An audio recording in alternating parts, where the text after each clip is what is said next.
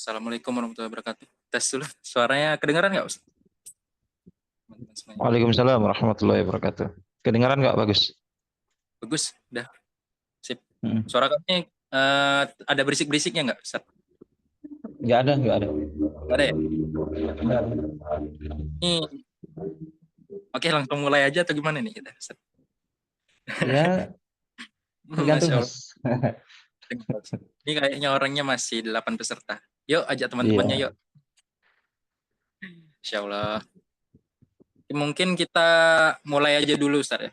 Nanti mungkin ada teman-teman yang... Oke. Baik, bismillahirrahmanirrahim. Assalamualaikum warahmatullahi wabarakatuh. Waalaikumsalam warahmatullahi wabarakatuh. Alhamdulillahirrabbilalamin. Wassalatu wassalamu ala asrofil anbiya wal mursalin wa ala alihi wa sahbihi ajma'in. Allahumma sholli ala sayyidina wa habibina wa syafi'ina wa maulana Muhammadin wa ala alihi wa sahbihi wa man wala. Subhanakallahumma ilma lana illa ma 'allamtana innaka alimun hakim. Rabbi shrah sadri wa yassir li amri wa hlul 'uqdatam min lisani yafqahu qawli. Rabbi zidni ilma warzuqni fahma, amin ya rabbal alamin. Bersyukur atas kehadirat Allah Subhanahu wa taala yang telah memberikan kita kesempatan dan kesehatan untuk bisa bersama mengikuti kegiatan pada malam hari ini. Salawat serta salam pula tak lupa kita aturkan kepada junjungan suri tauladan dan kepada baginda Nabi Muhammad sallallahu alaihi wasallam dengan mengucapkan Allahumma sholli ala sayyidina Muhammad wa ala sayyidina. Semoga kita semuanya mendapatkan syafaatnya di yaumil akhir dan bisa bersama beliau di surganya kelak. Amin ya rabbal alamin. Oke, baik pada teman-teman semuanya, gimana kabarnya? Ini belum ada ya. Boleh ketik, mau nanya kabar dulu nih pada teman-teman semuanya, biar nggak terlalu tegang.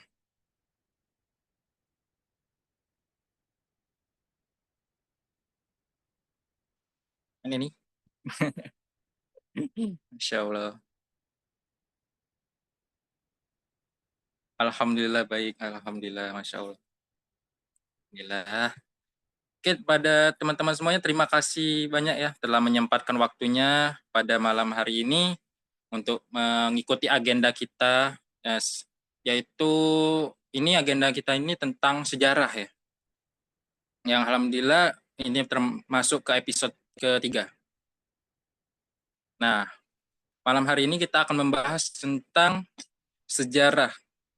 Sejarah yaitu kemarin membahas tentang perjuangan Rasulullah tentang pengaruh dunia. Kalau sekarang itu membahas tentang sahabat. Udah pada tahu ya sahabatnya karena udah ada di poster, yaitu sahabat setia sang Nabi, yaitu Abu Bakar As-Siddiq. Nah, nanti akan dijelaskan lebih lengkap dan lebih detail oleh pemateri kita, yaitu tetap Ustadz Masyuri Abu Zaki. Nah, mungkin nanti akan lebih jelas, lebih detail ya. Nah, sebelum itu, aku ingin bertanya kepada teman-teman semuanya. Di sini ada yang baru pertama kali mengikuti agenda hike atau sudah pernah mengikuti agendanya? Yang lain juga? Yang online ya? Ada nggak? Boleh kalau misalnya baru pertama ketik angka 1. Kalau udah lama ketik angka 2. Pertama. Oh, baru pertama. Masya Allah, Ramadan. Parama pertama. Masya Allah, baru kedua. Ada. Ternyata ada baru pertama ya. Ini sebelum itu aku ingin berbincang dulu ya. Ngobrol dulu sebentar sama yang pertama ini. Mungkin sama ini Ramadan. Nah, Kak Ramadan boleh on cam dulu atau boleh on mic-nya dulu? Kita berbincang dulu sebentar. Ngobrol dulu bentar. Assalamualaikum warahmatullahi wabarakatuh. Waalaikumsalam warahmatullahi wabarakatuh. Nama lengkapnya siapa, Mas? Apakah?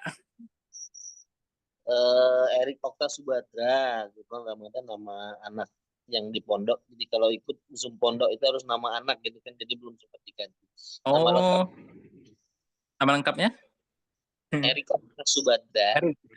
Dari Suwanda, ya. Nggak jelas tadi dengeran suaranya. Oke, maaf ya. Asalnya dari mana, Mas? Kita di Talang Kelapa, Ustaz. Oh, Talang Kelapa. Insya Allah. Ini saya bukan Ustadz sebenarnya. Yang Ustadz pematerinya ini.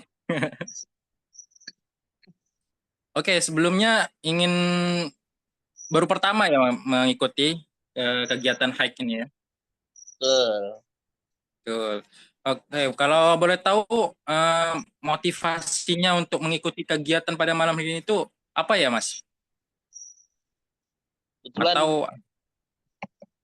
boleh? Apa itu? senang dengan Motivasi. kajian dan Mhm. kita jarang sekali mendapat informasi terkait sirah sirah Nabi ya. Artinya Oh, memang mungkin sekarang banyak media sosial yang bisa kita akses, namun tidak memberikan informasi yang sebenar-benarnya. Mungkin ada kepentingan lain di situ, sehingga memang sangat sulit mendapatkan informasi yang eh, real ya. Artinya ya. dengan ikut kajian seperti ini itu meyakinkan kami bahwasannya kami bisa mengakses dan mendapatkan informasi yang valid ya. Artinya mungkin kita bisa kembali ke masa lampau, ikut membayangkan apa sebenarnya yang terjadi di masa sahabat, begitu kan, bagaimana eh, kukuhnya iman para sahabat yang tidak pernah mundur dalam eh, memperjuangkan agama Allah, gitu Mas ya. Ya, Masya Allah. Masya Allah. Tunggu luas ya, gitunya apa namanya itu perinciannya. Semoga nanti mendapatkan semuanya tentang uh, apa nama itu nanti yang disampaikan oleh materi mungkin akan bermanfaat juga untuk kita kan. Oke, Amin, terima amin. kasih kepada Mas siapa tadi lupa. Terima Erik, kasih Erik. Mas Erik ya Mas Erik uh, atas waktunya telah Siap. mengobrol.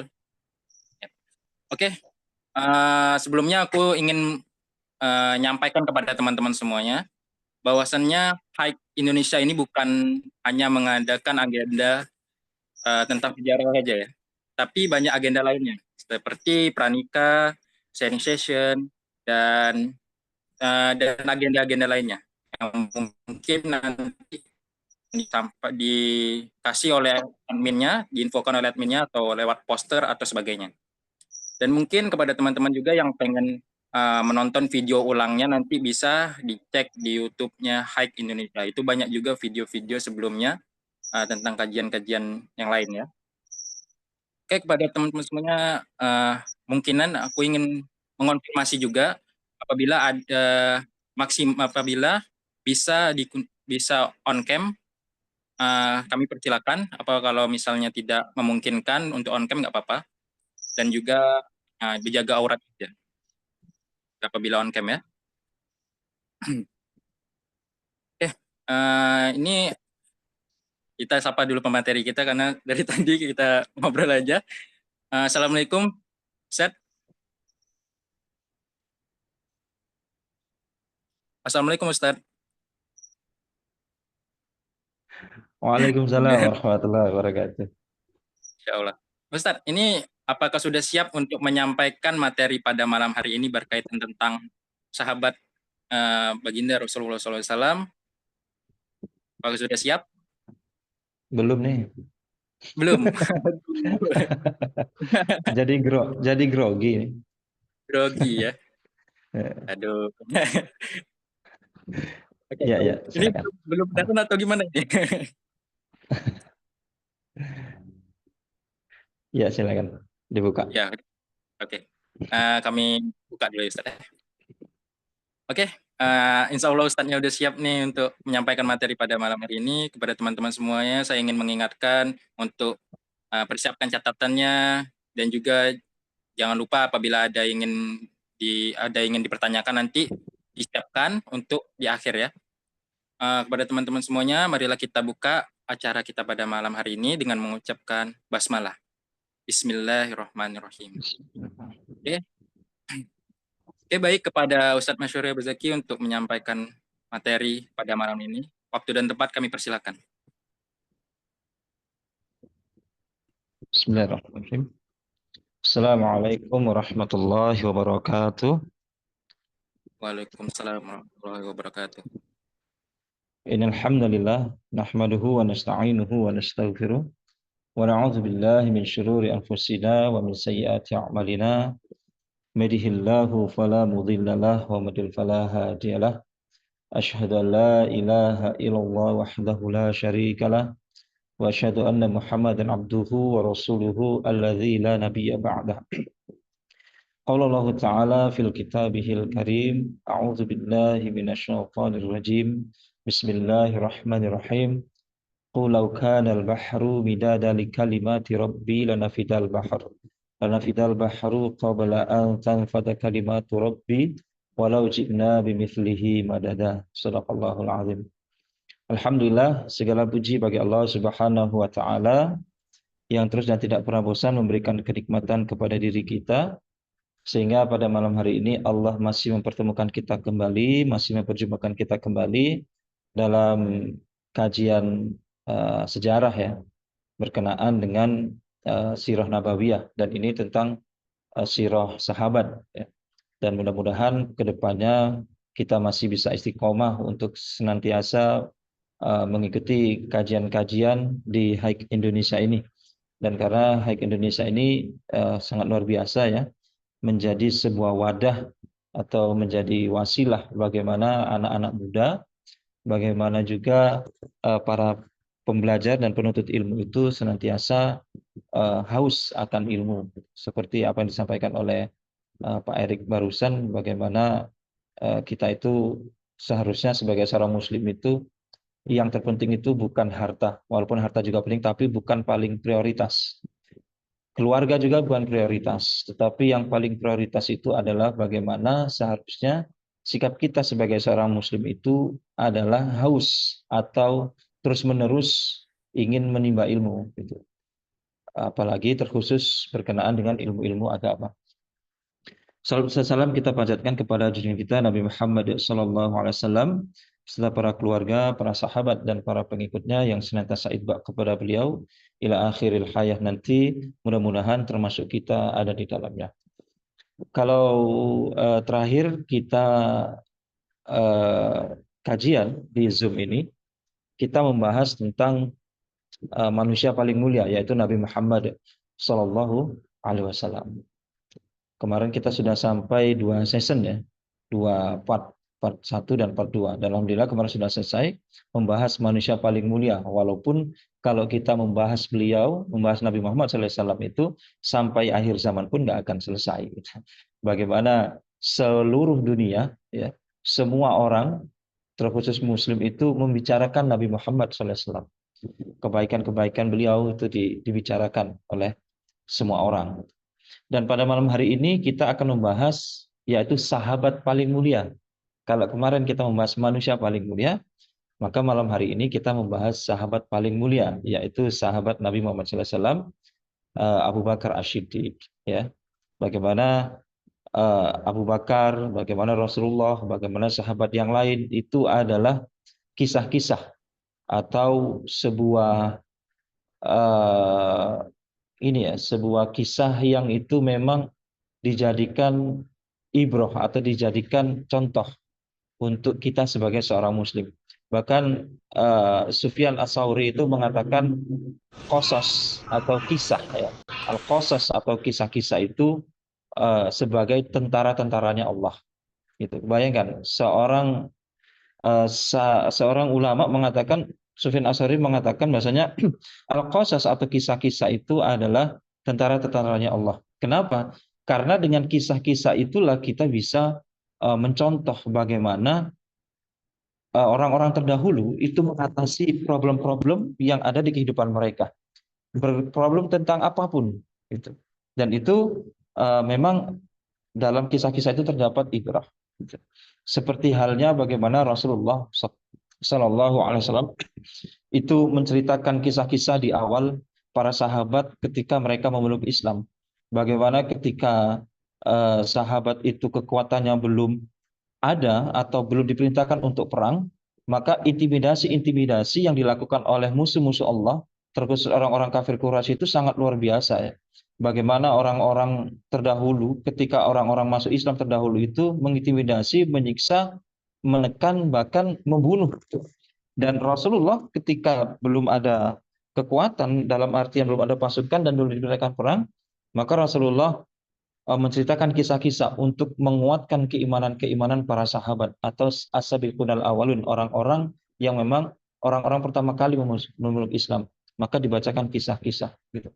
Maka jangan heran ketika kita membaca Al-Quran itu tiga perempatnya ya atau tiga perempatnya itu adalah kisah-kisah gitu. Bagaimana kisah Ibrahim, bagaimana kisah Musa, kisah Yusuf ya, kisah Yunus gitu. Itu semuanya ada dalam Al-Quran, kisah Maryam dan segala macam. Itu semuanya ada dalam Al-Quran. Kenapa kisah-kisah itu termaktub atau tercatat atau tertulis dalam Al-Quran itu untuk kita mencari ibrah atau kita mengambil pelajaran yang ada di dalam Al-Quran itu. Nah, pada malam hari ini kita akan membahas tentang Abu Bakar As-Siddiq ya, bagaimana kita juga tidak bisa lepas untuk meneladani ya, untuk mencontoh bagaimana luar biasanya sahabat ini. Tapi sebelum itu ingin menyapa para jemaah yang hadir ini. Terdengar suaranya saya jelas ya? Terdengar jelas ya? Iya, Alhamdulillah, alhamdulillah. Ya, kita mulai ya. Sahabat Abu Bakar As-Siddiq ini adalah sahabat paling mulia, sahabat yang luar biasa. Kalau kita melihat bagaimana di Raudhah itu, di kuburan Nabi Muhammad SAW, ketika kita mengunjungi Raudhah itu, secara tidak langsung, secara bersamaan, kita juga mengunjungi bagaimana makamnya Abu Bakar As-Siddiq. Kenapa? Sahabat Abu Bakar As-Siddiq itu dimakamkan di samping kuburnya Rasulullah SAW. Ketika kita mengingat Nabi Muhammad SAW, kita mengingat bagaimana kemuliaan Nabi Muhammad SAW. Bukan secara kebetulan Allah mempersandingkan makam Abu Bakar itu di samping Nabi Muhammad SAW. Sangat luar biasa. Ya. Ribuan orang, jutaan orang, ratusan juta orang itu mengunjungi makamnya Nabi Muhammad SAW. Dan di samping makam Nabi Muhammad SAW itu kan di dalam Raudhah itu kan ada 3. Kuburannya itu ada 3, yaitu kuburan Nabi Muhammad SAW, kuburannya Abu Bakar, dan kuburannya Umar. Itu Umar bin Al-Khattab. Di situ 3 di situ. Di dalam itu dan kuburannya itu kalau kita lihat itu kan itu ya tanah saja, gitu. Tanah saja dan dikelilingi oleh tembok-tembok itu sampai berapa lapis itu Raudhah. Jadi ketika kita mengunjungi itu kita secara bersamaan juga mengunjungi kuburannya Abu Bakar As-Siddiq. Itu luar biasa. Seorang sahabat Nabi yang dikuburkan di samping makamnya Nabi Muhammad SAW. Itu. Kalau kita berbicara tentang bagaimana ketika Abu Bakar As-Siddiq itu waktu masih kecil, ya. Abu Bakar As-Siddiq ini kan nama kunyah, nama alias, gitu ya. Nama alias. Kalau kita nama alias, gitu. Kalau Habib nggak tahu aliasnya siapa, gitu. Kalau saya kan misalkan Masyuri Abu Zaki. Kalau orang-orang yang lama-lama mungkin tahulah nama saya gitu. Tapi kalau orang-orang yang baru ini ya taunya Masyuri Abu Zaki ya gitu. Nah, Abu Bakar ini terkenalnya adalah ya terkenal nama kunyahnya saja. Padahal nama aslinya adalah Abdullah ibnu Utsman, Abu Kuhafah.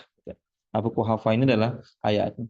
Jadi ketika Abu Bakar ini masih kecil, memang Abu Bakar ini kayak dididik menjadi seorang laki-laki, seorang anak-anak yang diajarin untuk menyembah berhala.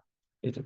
Jadi pernah suatu ketika Abu Bakar itu diajak sama ayahnya, dimasukkan ke dalam satu ruangan, ya, dalam satu ruangan yang itu semuanya berisi berhala. Bayangkan nanti. Itu semuanya berisi berhala. Nah, ketika di situ terdapat banyak berhala, ayahnya itu menyuruh Abu Bakar itu untuk menyembah berhala yang ada di dalam ruangan itu. Gitu. Nah, maka ketika menyembah berhala, tapi nggak sempat menyembah berhala, karena memang gini ya, Abu Bakar As-Siddiq itu menjadi sahabat yang salah satu tidak pernah menyembah berhala. Itu Abu Bakar. Itu. Nah, itulah misalkan kita membahas tentang Ali, ya, Ali bin Abi Thalib itu orang Syiah itu mengatakan sampai memberi julukan karamallahu wajhah.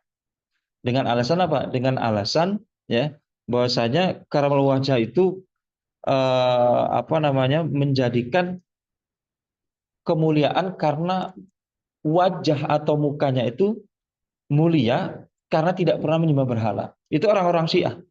Saking mengkultuskannya Ali bin Abi Thalib menjuluki karamallahu wajhah.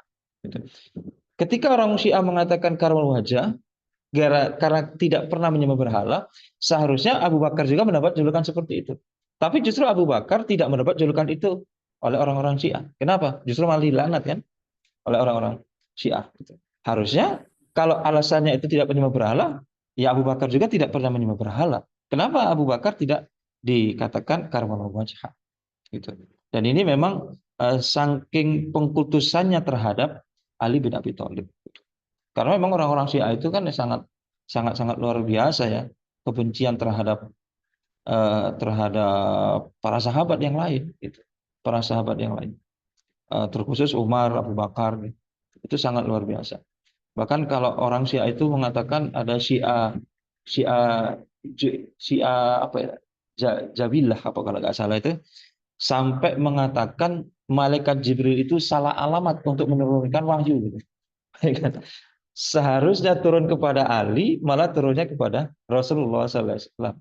Jadi malaikat Jibril pun dituduh salah alamat gitu. Kayak kita nyari alamat dan kita salah alamat. Saking seperti itu. Nah, ketika Abu Bakar itu disandingkan dengan berhala-berhala yang banyak itu, ya, Abu Bakar pinter. Abu Bakar, saya minta makan, kata Abu Bakar. Saya minta makan. Kok diem aja nih semuanya kan? Saya minta minum dong. Saya minta baju dong. Saya minta uang dong. Sama berhala-berhala ini. Ya kalau kita pikir jangankan ngasih, denger aja enggak, ngelihat aja enggak kan berhala gitu. Dan ini dilakukan oleh Abu Bakar gitu. Maka apa yang terjadi? Abu Bakar lalu mengambil palu, itu dihancurkan sama persis dengan kisahnya Nabi Ibrahim. Sama. Jadi begitu ambil palu, semua berhala-berhala itu dihancurin. Semua berhala-berhala itu dihancurkan, lalu diberikanlah palunya kepada berhala yang besar. Dan kalau kita baca kisah Nabi Ibrahim kan seperti itu ya. Ketika menghancurkan berhala-berhala yang kecil-kecil itu, ya, lalu kampak atau palunya itu dikasihkan kepada berhala-berhala yang besar. Gitu. Dan itu sebenarnya tujuannya bukan untuk menghancurkan berhala, sama Abu Bakar juga seperti itu. Nabi Ibrahim juga sama seperti itu. Karena memang Abu Bakar itu kan pengikut milah Ibrahim, kan itu. Jadi dihancurkan berhala-berhala itu, dikasihkan kepada berhala yang besar. Misalkan kita mengkaji Nabi Ibrahim itu kan bahasanya tujuan menghancurkan berhala itu bukan hanya menghancurkan saja. Ya. Kalau hanya menghancurkan berhala, ya bisa dibangun lagi kan gitu. Bisa dibangun lagi dengan mudah dibangun kembali. Tapi tujuan untuk menghancurkan berhala-berhala itu untuk menghancurkan pemikiran-pemikiran, ya, pemikiran-pemikiran yang salah. Gitu. Jangankan mereka melihat, jangankan mereka mendengar, ya, mereka menolong diri sendiri saja nggak mampu kok. Kalau mereka nggak melihat, nggak mendengar, kalau bisa menolong diri sendiri, misalkan mau dipukul, mereka bergeser, mereka ngelak, gitu kan, itu masih mending. Tapi tujuannya itu adalah untuk menghancurkan cara pola pikir mereka. Ketika beradu argumen, adu argumentasi, dan mereka akhirnya kalah. Lalu yang dilakukan oleh Namrud apa? Yang dilakukan oleh Namrud itu adalah dengan ketangan, dengan kekuasaannya, ya, untuk ketika kalah adu argumentasi, kalah debat dengan pemikiran, lalu karena mereka punya kuasa, dipakailah kuasa itu untuk menghukum Nabi Ibrahim yang kita ketahui bersama itu dibakar dengan api itu. Nah, ketika Abu Bakar itu menghancurkan berhala-berhala itu sama, ayah juga ya mengatakan seperti itu. Ya, mengatakan kok dihancurkan sih berhala-berhalanya itu, ya saya minta makan nggak dikasih, saya minta minum nggak dikasih, saya minta paket nggak dikasih. Kalau sekarang kan gitu berhala-berhala. Jadi ya itulah yang menjadikan Abu Bakar itu memang nggak respect lagi dalam tanda kutip, nggak respect lagi dengan berhala-berhala itu. Dan salah satu alasannya itu yaitu tadi tidak menyembah berhala itu karena tidak respect lagi dengan berhala-berhala itu. Karena memang banyak juga di zaman itu orang-orang yang hanif, namanya itu para hunafa. Para hunafa itu pengikut orang-orang yang hanif, orang-orang yang lurus itu masih mengikuti mila-mila Ibrahim. Nah, jadi ketika Abu Bakar itu dalam waktu masih kurun, masih kecil, itu memang sudah cerdas gitu untuk menghancurkan pola pikir yang salah terhadap orang-orang yang ada di zaman itu gitu. Nah, lalu Abu Bakar As-Siddiq ya ketika Safar itu juga ketemu dengan nanti namanya siapa itu? Ketemu Pendeta Buhairah ya.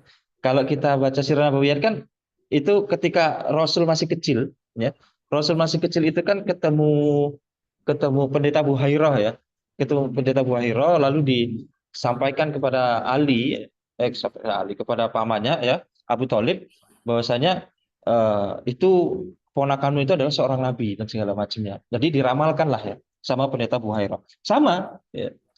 Abu Bakar juga ketemu waktu masih Safar itu ketemu waktu Rasul belum diangkat jadi nabi ya.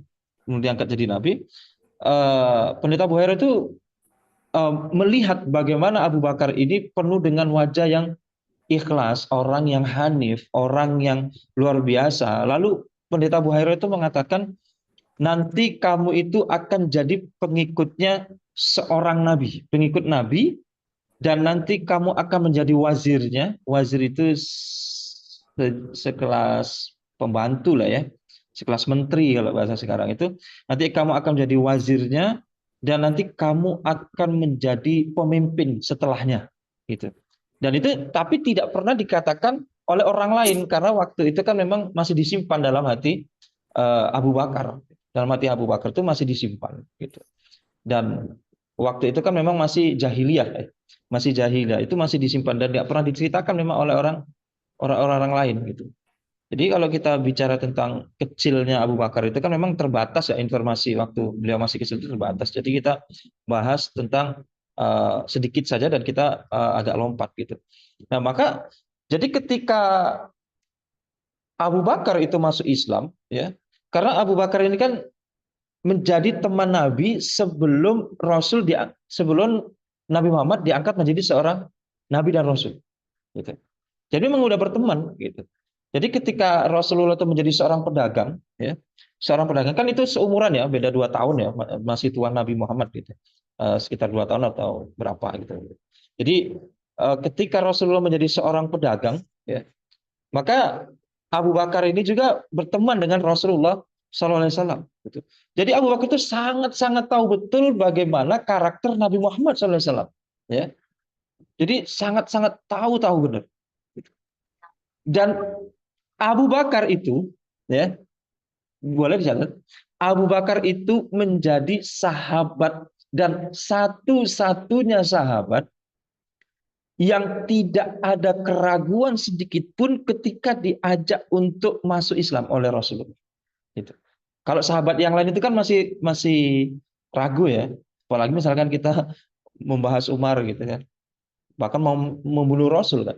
Kalau sahabat-sahabat yang lain kan diteliti dulu ya, bagaimana benar nggak ini kan Islam gitu. Tapi Abu Bakar itu enggak. Abu Bakar itu menjadi sahabat satu-satunya yang tidak pernah mendustakan Nabi. Tidak ada sedikit pun keraguan ya. Sedikit secuil pun tidak ada dan langsung mengucapkan asyhadu alla ilaha illallah wa asyhadu anna Muhammadur Rasulullah. Dan Abu Bakar ini kan menjadi orang laki-laki, golongan laki-laki nomor 3 kalau nggak salah. Ya. Kalau saya lupa gitu, diingatkan. Yang pertama masuk Islam itu kan adalah Zaid bin Harisah dari kalangan laki-laki kan, dan Ali bin Abi Thalib. Gitu. Ali bin Abi Thalib, Zaid bin Harisah, lalu Abu Bakar. Gitu. Itu luar biasa. Gitu. Dan tidak sedikit pun ragu ketika untuk memeluk Islam itu. Itulah kenapa Abu Bakar itu dipuji oleh ulama. Ya. Kenapa? Beliau dilebihkan ya, dilebihkan daripada sahabat yang lain. Itu kenapa dilebihkan? Karena masing-masing sahabat itu kan punya keutamaan masing-masing gitu. Misalkan ada sahabat dalam pakar Al-Qur'an misalkan, seperti misalkan Ubay bin Ka'ab gitu. Itu sangat luar biasa bagaimana kepakaran beliau tentang Al-Qur'an gitu. Misalkan lagi kepakaran tentang Al-Qur'an itu Abdullah bin Ibnu Mas'ud ya. Belum lagi Mu'az bin Jabal ya, sampai jadi jurinya kan gitu. Jadi jurinya gitu. Musa bin Jabal. Itu semua sahabat-sahabat itu ada pakar-pakar tersendiri. Misalkan ada pakar jihad ya. Ada pakar jihad itu kayak Khalid bin Walid gitu ya. Terus juga kayak Abu Ubaidah. Terus sahabat-sahabat yang lain itu ada pakar-pakar sedekah gitu ya. Pakar-pakar sedekah itu seperti Abdurrahman bin Auf ya, Utsman gitu. Itu kita nggak usah ragukan lagi lah kepakaran mereka atau kefokusan mereka tentang sedekahnya itu luar biasa ya. Bagaimana Abdurrahman bin Auf, bagaimana Utsman ya, sampai kalau kita baca kisahnya, insya Allah nanti kita bahas ya. Kedepannya kan kita runut ya. Runut, insya Allah kita bahas satu persatu ya. Nah, sahabat-sahabat yang lain itu bukan untuk mengecilkan sahabat yang lain, menurunkan kemuliaan sahabat yang lain, tapi memang para ulama sepakat bahwasanya Abu Bakar itu adalah sahabat yang itu lebih. Bahkan kalau kita ketahui bersama kan mungkin kita paham bersama kalau ditimbang ya, ditimbang itu di mizan itu Abu Bakar satu dengan orang muslim yang lain itu kan masih beratnya timbangan Abu Bakar. Kalau kita pelajari bersama itu kita paham bersama lah ya. Kenapa Abu Bakar itu menjadi orang atau sahabat itu yang lebih utama dari sahabat yang lain gitu. Karena beliau itu punya apa ya? Punya amalan hati yang luar biasa. Gitu. Jadi seorang Abu Bakar As-Siddiq itu punya amalan hati yang sangat luar biasa. Kenapa? Karena tidak pernah ragu sedikit pun tentang Islam itu sendiri. Gitu. Itulah kenapa Abu Bakar itu menjadi awalu khotib. Ya. Awalu khotib itu menjadi orang yang pertama berdakwah.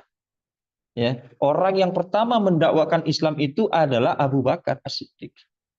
Bahkan kalau kita pelajari bersama ya, 10 sahabat yang dijamin masuk surga itu enamnya itu masuk Islam atas ajaan Abu Bakar. Jadi wajar. Itulah pentingnya ya kita mengambil pelajaran ini ya. Contoh gini, kenapa salah satunya Abu Bakar itu timbangannya lebih berat? Karena juga Abu Bakar itu punya amalan dakwah. Misalkan nih Mas Habib ya ngajak orang untuk yuk kita ngaji yuk. Kita ngaji. Setelah mereka ikut ngaji, mereka amalkan apa yang mereka dapat di kajian itu, mereka dapat pahala, Mas Habib juga dapat pahala kan gitu. Nah, itu bagaimana Abu Bakar juga seperti itu, ngajak orang masuk Islam, ngajak sahabat yang lain masuk Islam, dan ternyata sahabat-sahabat yang lain itu punya amalan yang dikerjakan ketika mereka mendapatkan ilmu dari Rasulullah SAW. Wajar. Jadi amalan-amalan para sahabat itu juga ngalir di dalam pahalanya Abu Bakar As-Siddiq.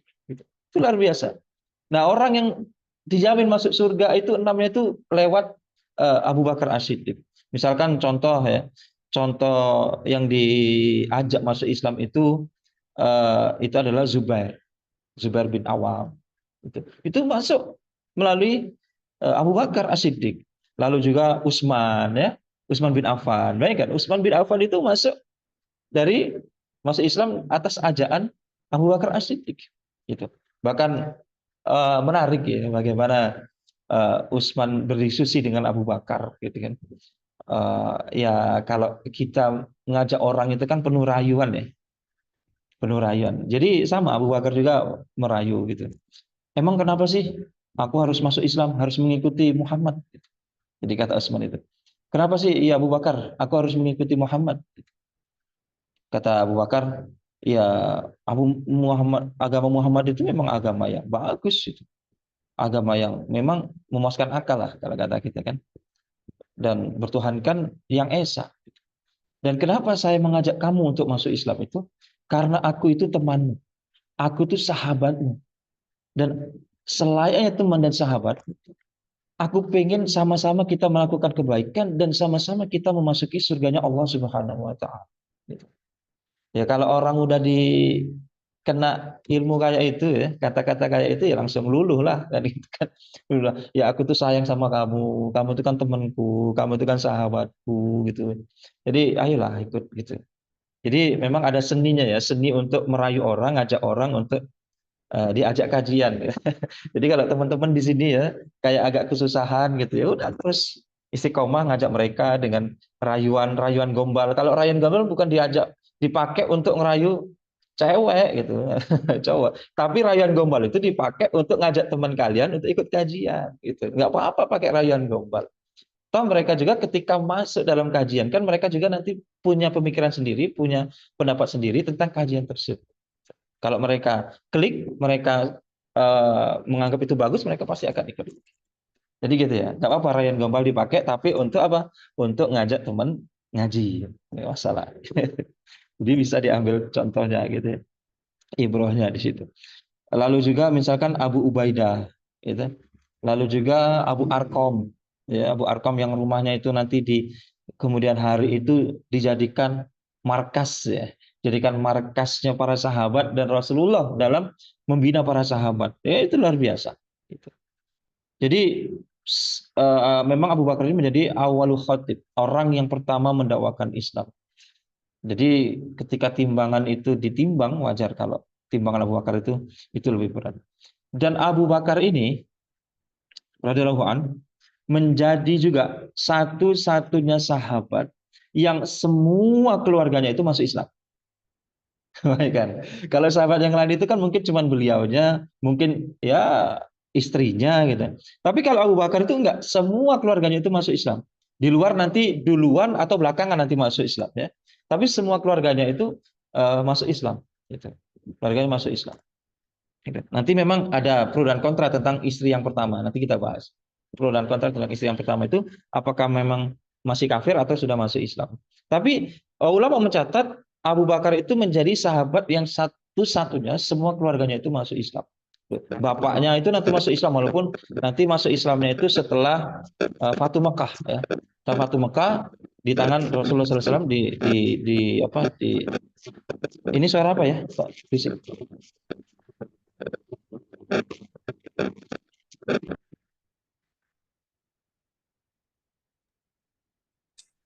Masih dengar nggak suaranya? Masih ya? Aman ya? Sudah. Ya, alhamdulillah. Pak Ustaz. Nah, jadi memang nanti Abu Quhafa ini menjadi salah satu sahabat juga yang masuk Islamnya itu Abu Quhafa itu bapaknya ya, bapaknya Abu Bakar. Bapaknya Abu Bakar nanti masuk Islam setelah Fatu Mekah. Nah, setelah Fatu Mekah itu kan diajak Abu Bakar kepada Rasulullah Sallallahu Alaihi Wasallam gitu. Dan Rasulullah SAW itu melihat bagaimana keadaan ya, keadaan Abu Quhafa itu orangnya itu kan maaf itu kurang rapi. Jadi Abu Bakar itu kurang rapi. Jadi melihat pakaian, melihat rambutnya itu udah penuh uban semua kan, udah tua kan. Memang udah tua ketika masuk Islam itu sudah tua. Abu Quhafa ini ayahnya Abu Bakar ini. Dan ketika Rasulullah melihat penampilan Abu Quhafa itu kan kurang rapi, melihat rambutnya itu banyak ubannya, maka Rasulullah mengatakan orang Yahudi itu ubahnya itu nggak pernah berubah gitu, nggak pernah berubah gitu. Maka rapikanlah dirimu gitu, tapi jangan pakai semir hitam. Nah ini salah satunya sunnahnya itu kan kita nggak boleh pakai semir rambut yang warna hitam. Boleh pakai warna yang lain, pakai merah kayak, pakai hijau kayak nggak boleh. Tapi kalau nano-nano ya ada sini merah, sini hijau, sini kuning, gitu, sini pink itu nggak boleh. Nah itu memang disampaikan oleh Rasulullah Sallallahu Alaihi Wasallam ketika melihat Abu Quhafa. Ya dihitamin, bukan dihitamin ya, diselisihilah orang-orang Yahudi itu. Jangan sampai kita menyamai orang-orang Yahudi itu. Maka boleh untuk menyemir rambut dengan catatan nggak boleh dengan warna hitam. Itu boleh gitu. Nah, saat berjabat tangan ya, berjabat tangan dengan Rasulullah SAW. Abu Quhafa ini kan syahadat tuh, berjabat tangan ya pada Rasulullah SAW. Lalu Abu Bakar ini menangis. Menangis sejadi-jadinya. Tapi yang menarik adalah Abu Bakar nangis itu utamanya itu nangisnya bukan karena bapaknya itu masuk Islam. Bukan karena masuk Islam, bukan pula kakinya keinjek itu bukan. Tapi beliau juga memang nangis sejadi-jadinya bukan karena bahagia bapaknya masuk Islam, tapi beliau sedih. Abu Bakar itu sedih melihat ketika Abu Quhafa itu menjabat tangannya Rasulullah SAW mengucapkan dua kalimat syahadat, Abu Bakar nangis sejadi-jadinya. Kita baca sirah. Kenapa nangis? Karena Abu Bakar itu sedih. Seandainya yang menjabat tangan Nabi Muhammad lalu mengucapkan syahadat itu adalah Abu Thalib. Lalu Abu Bakar mengatakan, seandainya ya Rasulullah, tangan yang menjabat tanganmu itu adalah tangan Abu Thalib, bukan tangan bapakku, katanya. Bukan tangan bapakku. Itu pastilah engkau sangat bahagia ya Rasulullah. Engkau sangat bahagia. Dan ulama sepakat memang Abu Thalib meninggal tidak memeluk Islam. Jadi Abu Bakar itu sedih bukan bahagia karena bapaknya, bukan itu utamanya. Tapi memang sedih ketika orang yang menjabat tangan Rasulullah dan mengucapkan syahadat itu seharusnya itu Abu Thalib. Yang menjadikan Rasulullah mungkin bahagia, berbunga-bunga, dan itu yang diharapkan oleh Rasulullah Sallallahu Alaihi Wasallam. Dan ternyata tidak terjadi, tidak terjadi kepada Abu Thalib. Gitu. Dan Abu Bakar ini menjadi orang atau keluarganya itu 4 generasi semuanya sahabat Rasul, semuanya sahabat Nabi. Gitu. Yang pertama Abu Quhafa, bapaknya, ya kan? Generasi yang pertama misalnya, bapaknya itu menjadi sahabat Nabi. Abu Bakarnya, ya, Abu Bakar itu menjadi sahabat Nabi. 2 generasi, generasi kedua. Lalu Abdurrahman. Nanti Abdurrahman itu punya anak. Itu masih sahabat Nabi. Jadi 4 generasi Abu Bakar itu semuanya sahabat Nabi Muhammad SAW. Itu luar biasa. Karena mungkin sahabat menjadi sahabat Nabi. Tapi begitu sampai anaknya Nabi sudah wafat. Nggak jadi sahabat Nabi lagi kan. Jadi tabi'in. Gitu. Dan kalau Abu Bakar itu 4 generasi itu menjadi sahabat Nabi. Kalau kita bahas kemarin kan, definisi sahabat Nabi itu adalah yang pertama, orang yang bertemu dengan Nabi, ya, orang yang ikut perang bersama Nabi, orang yang melihat Nabi, beriman bersama Nabi, ya, berperang sama Nabi, dan meninggalnya dalam keadaan beriman. Itu definisi sahabat. Ada orang bertemu dengan Nabi, perang dengan Nabi, ya, lalu beriman dengan Nabi, tapi matinya tidak dalam keadaan beriman, maka itu bukan sahabat. Kan ada yang seperti itu kan? Mereka ikut semua tapi ternyata meninggalnya bukan dalam keadaan beriman. Maka bukan sahabat. Tapi semua 4 generasi ini semuanya sahabat.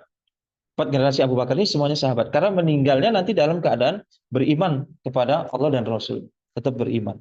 Gitu. Nah, jangankan tokoh-tokoh yang diislamkan oleh Abu Bakar. Jangankan orang tuanya, anaknya nanti diislamkan oleh Abu Bakar. Bahkan tokoh-tokoh orang-orang yang terkenal di zaman itu, orang-orang yang punya kuasa di zaman itu diislamkan oleh Abu Bakar. Bayangkan. Kayak misalkan Abdurrahman bin Auf, Utsman bin Affan, ya, Zubair bin Awam, lalu banyak tokoh-tokoh yang lain itu diislamkan oleh Abu Bakar. Dan ini menjadi cikal bakal kekuatan yang dihimpun oleh Rasulullah SAW itu berkat bagaimana wasilah yang dilakukan oleh Abu Bakar As-Siddiq. Gitu. Jangankan tokoh-tokoh, bahkan budak-budak saja, ya, bahkan orang-orang lemah saja, itu ditolong oleh Abu Bakar. Gitu. Kalau tokoh-tokoh, taruhlah mungkin circle-nya Abu Bakar itu memang di tokoh ya. Circle-nya itu orang-orang yang kaya, karena memang Abu Bakar itu kan di satu riwayat dikatakan pedagang emas, di satu riwayat ada riwayat yang mengatakan pedagang baju. Gitu. Tapi garis besarnya adalah Abu Bakar itu adalah tokoh dan Abu Bakar itu adalah orang yang kaya. Orang yang kaya, orang yang punya circle-circle kelas lah ya, kelas itu. Nah, orang-orang lemah pun itu tidak luput dari pertolongan apa? Dari pertolongan dari Abu Bakar. Ketika Abu Bakar ya, melihat bagaimana Bilal bin Rabah, ya, Bilal bin Rabah itu disiksa oleh Umayyah bin Khalaf, Ya. Umayyah bin Khalaf itu menyiksa Abu Bakar. Kita ketahui bersama bagaimana penyiksaan yang luar biasa dilakukan oleh Umayyah. Gitu. Maka Abu Bakar melihat itu dan membebaskan Bilal.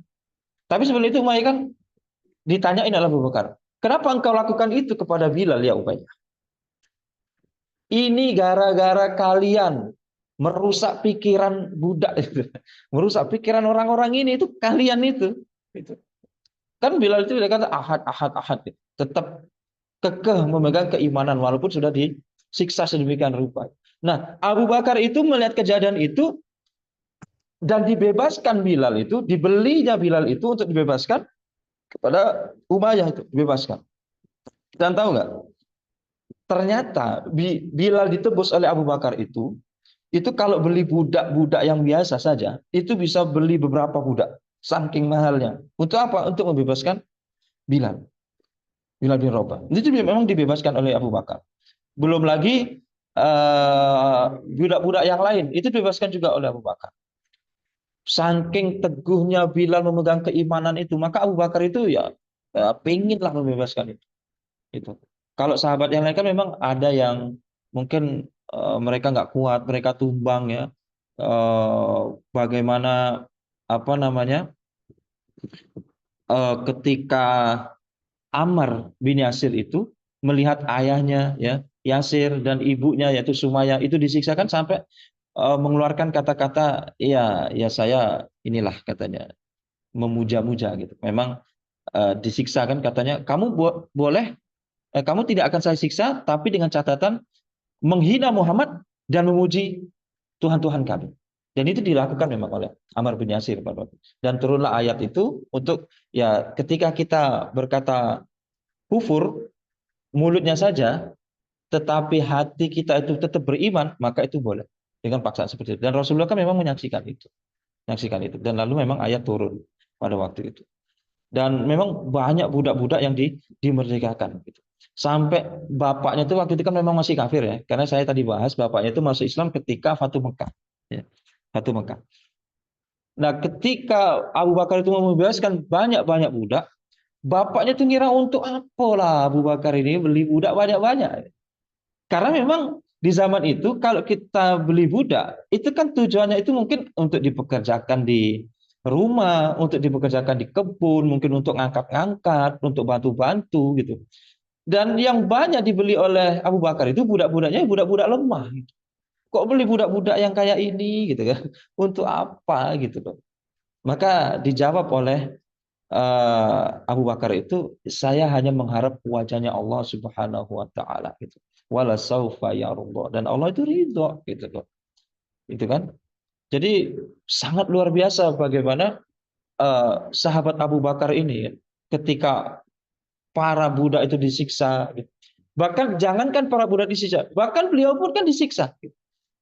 Bagaimana ketika beliau melihat Nabi itu kan dikeroyok. Nabi itu waktu beliau berjalan, ternyata Nabi itu kan dikeroyok. Ketika Nabi dikeroyok itu di-stop oleh Abu Bakar. Kenapa kalian mengeroyok Muhammad? Kenapa kalian mengeroyok orang yang mengatakan Tuhan kami itu Allah? Rabb kami itu Allah. Kenapa kalian mengeroyok itu? Apa salahnya? Mengeroyok orang yang mengatakan Tuhan kami itu Allah. Apa salahnya? Lalu ketika orang dinasihatin oleh Abu Bakar seperti itu, apa tadi? Orang-orang itu meninggalkan Nabi Muhammad. Nggak dibeli lagi. Lalu orang-orang itu beralih memukuli Abu Bakar.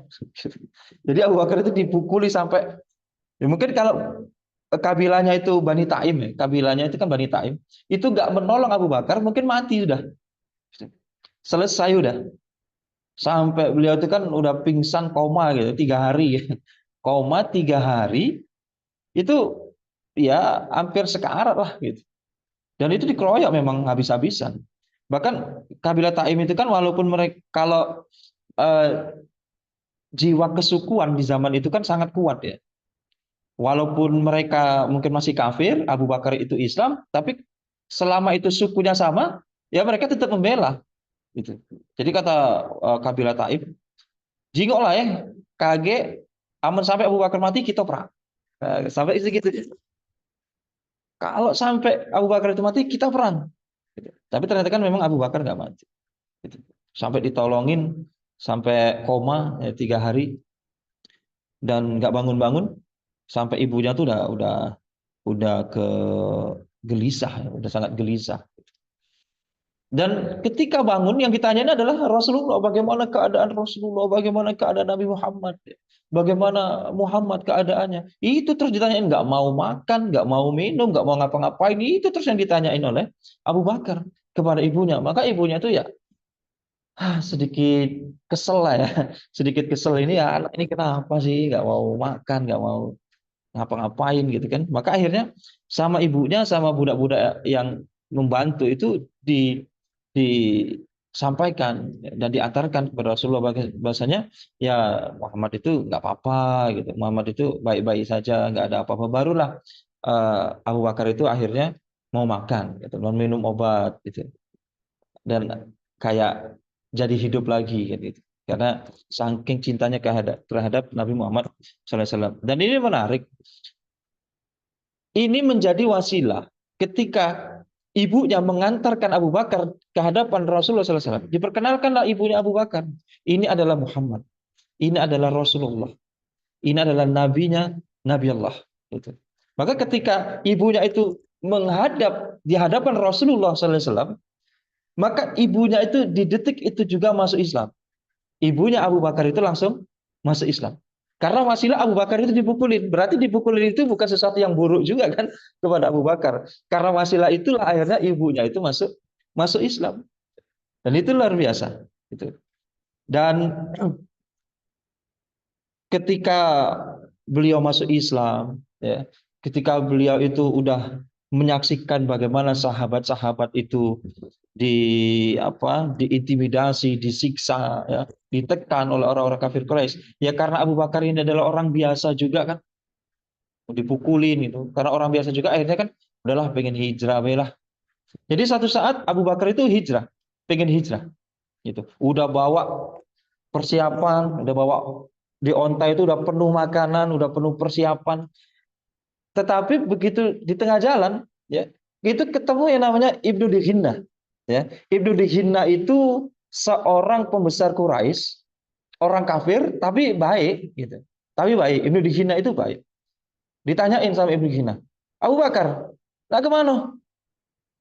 Aku nak hijrah bela.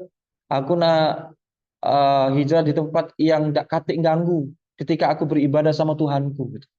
Nah, apa-apaan kamu nih? Ya, gitu. Dikatakan Ibnu Dihinna gitu. Apa-apaan kamu nih? Orang sepertimu itu Abu Bakar, kata Ibnu Sina, kamu itu nggak layak keluar dari Mekah dan nggak layak dikeluarkan dari Mekah. Itu yang diucapkan oleh Ibnu Sina. Udah, sekarang kamu balik.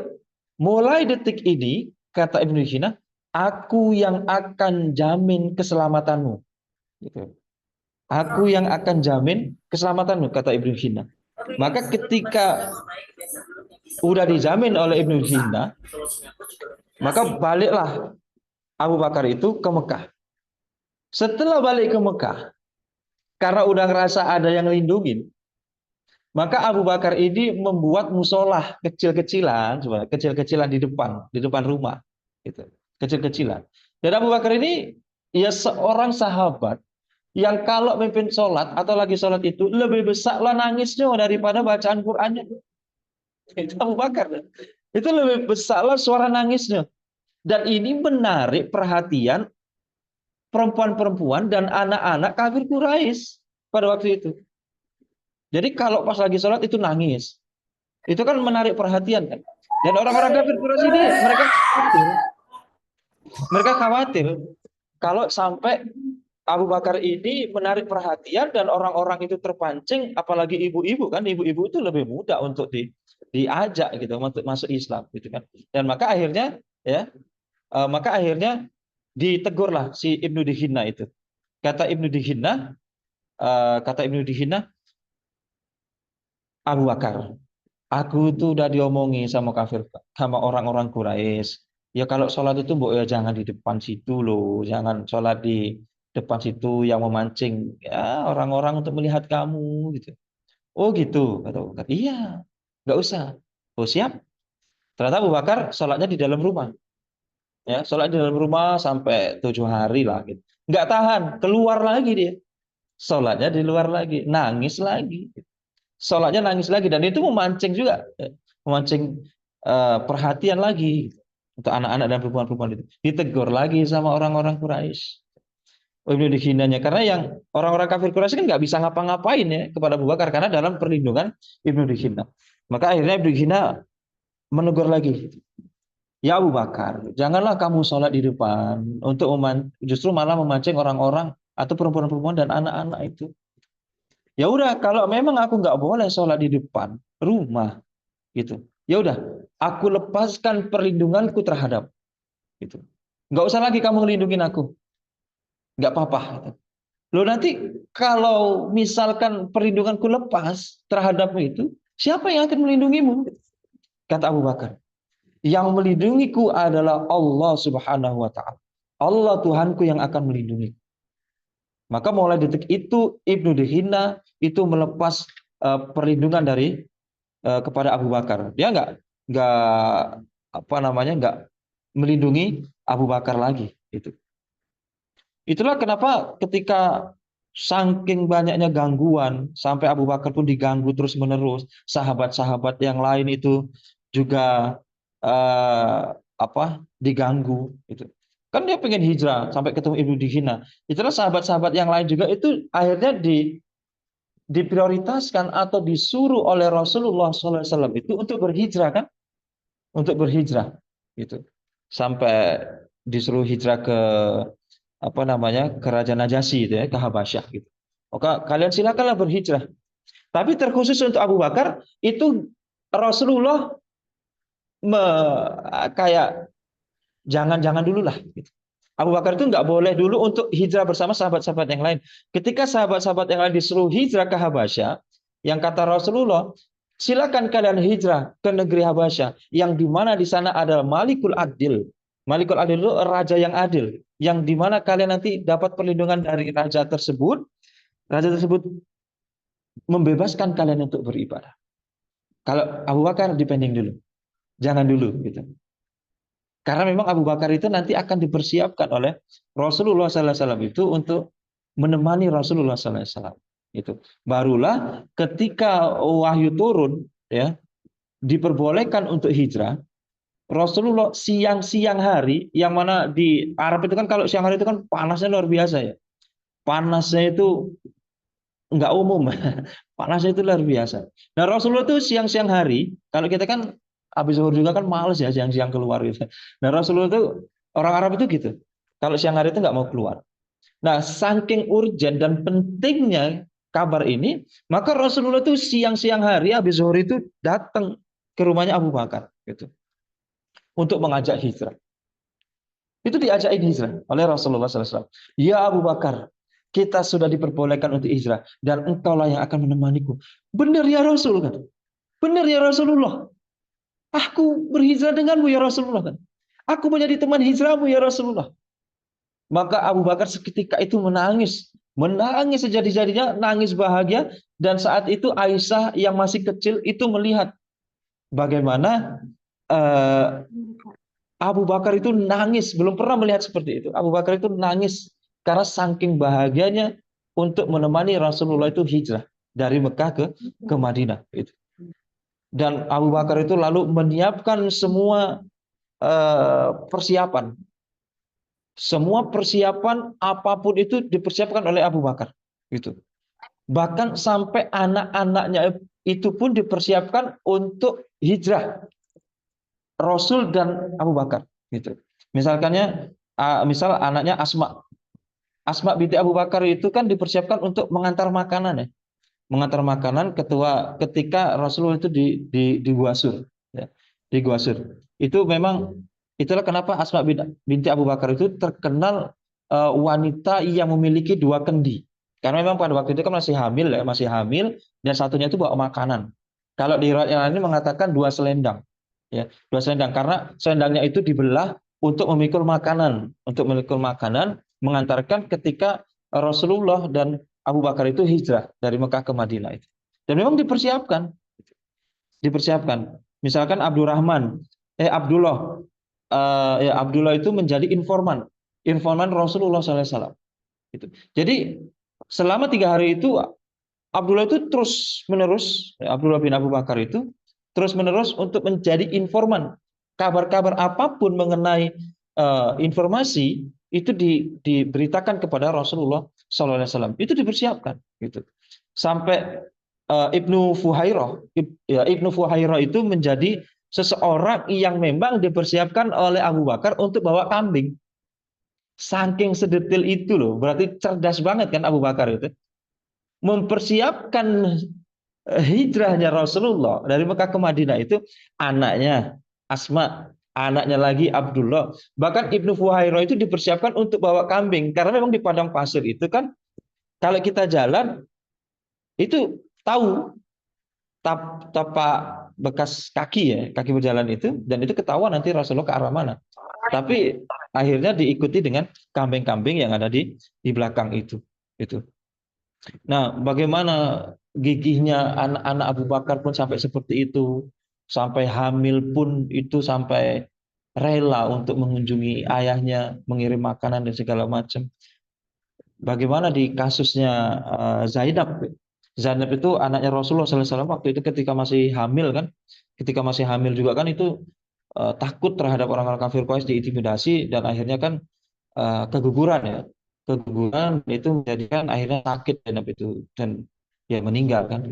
Itulah kenapa Utsman itu kalau nggak salah Utsman itu kan nggak ikut perang, nggak ikut perang gara-gara istrinya sakit ya. Karena memang lagi hamil keguguran.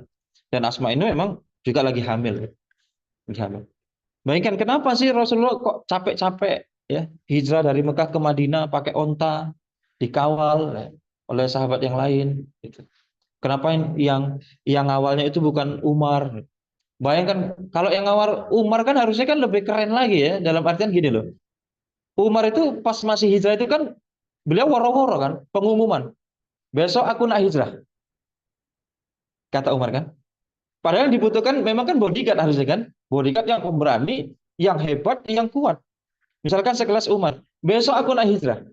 Siapa yang besok galak anaknya jadi yatim, bininya jadi janda, silakan.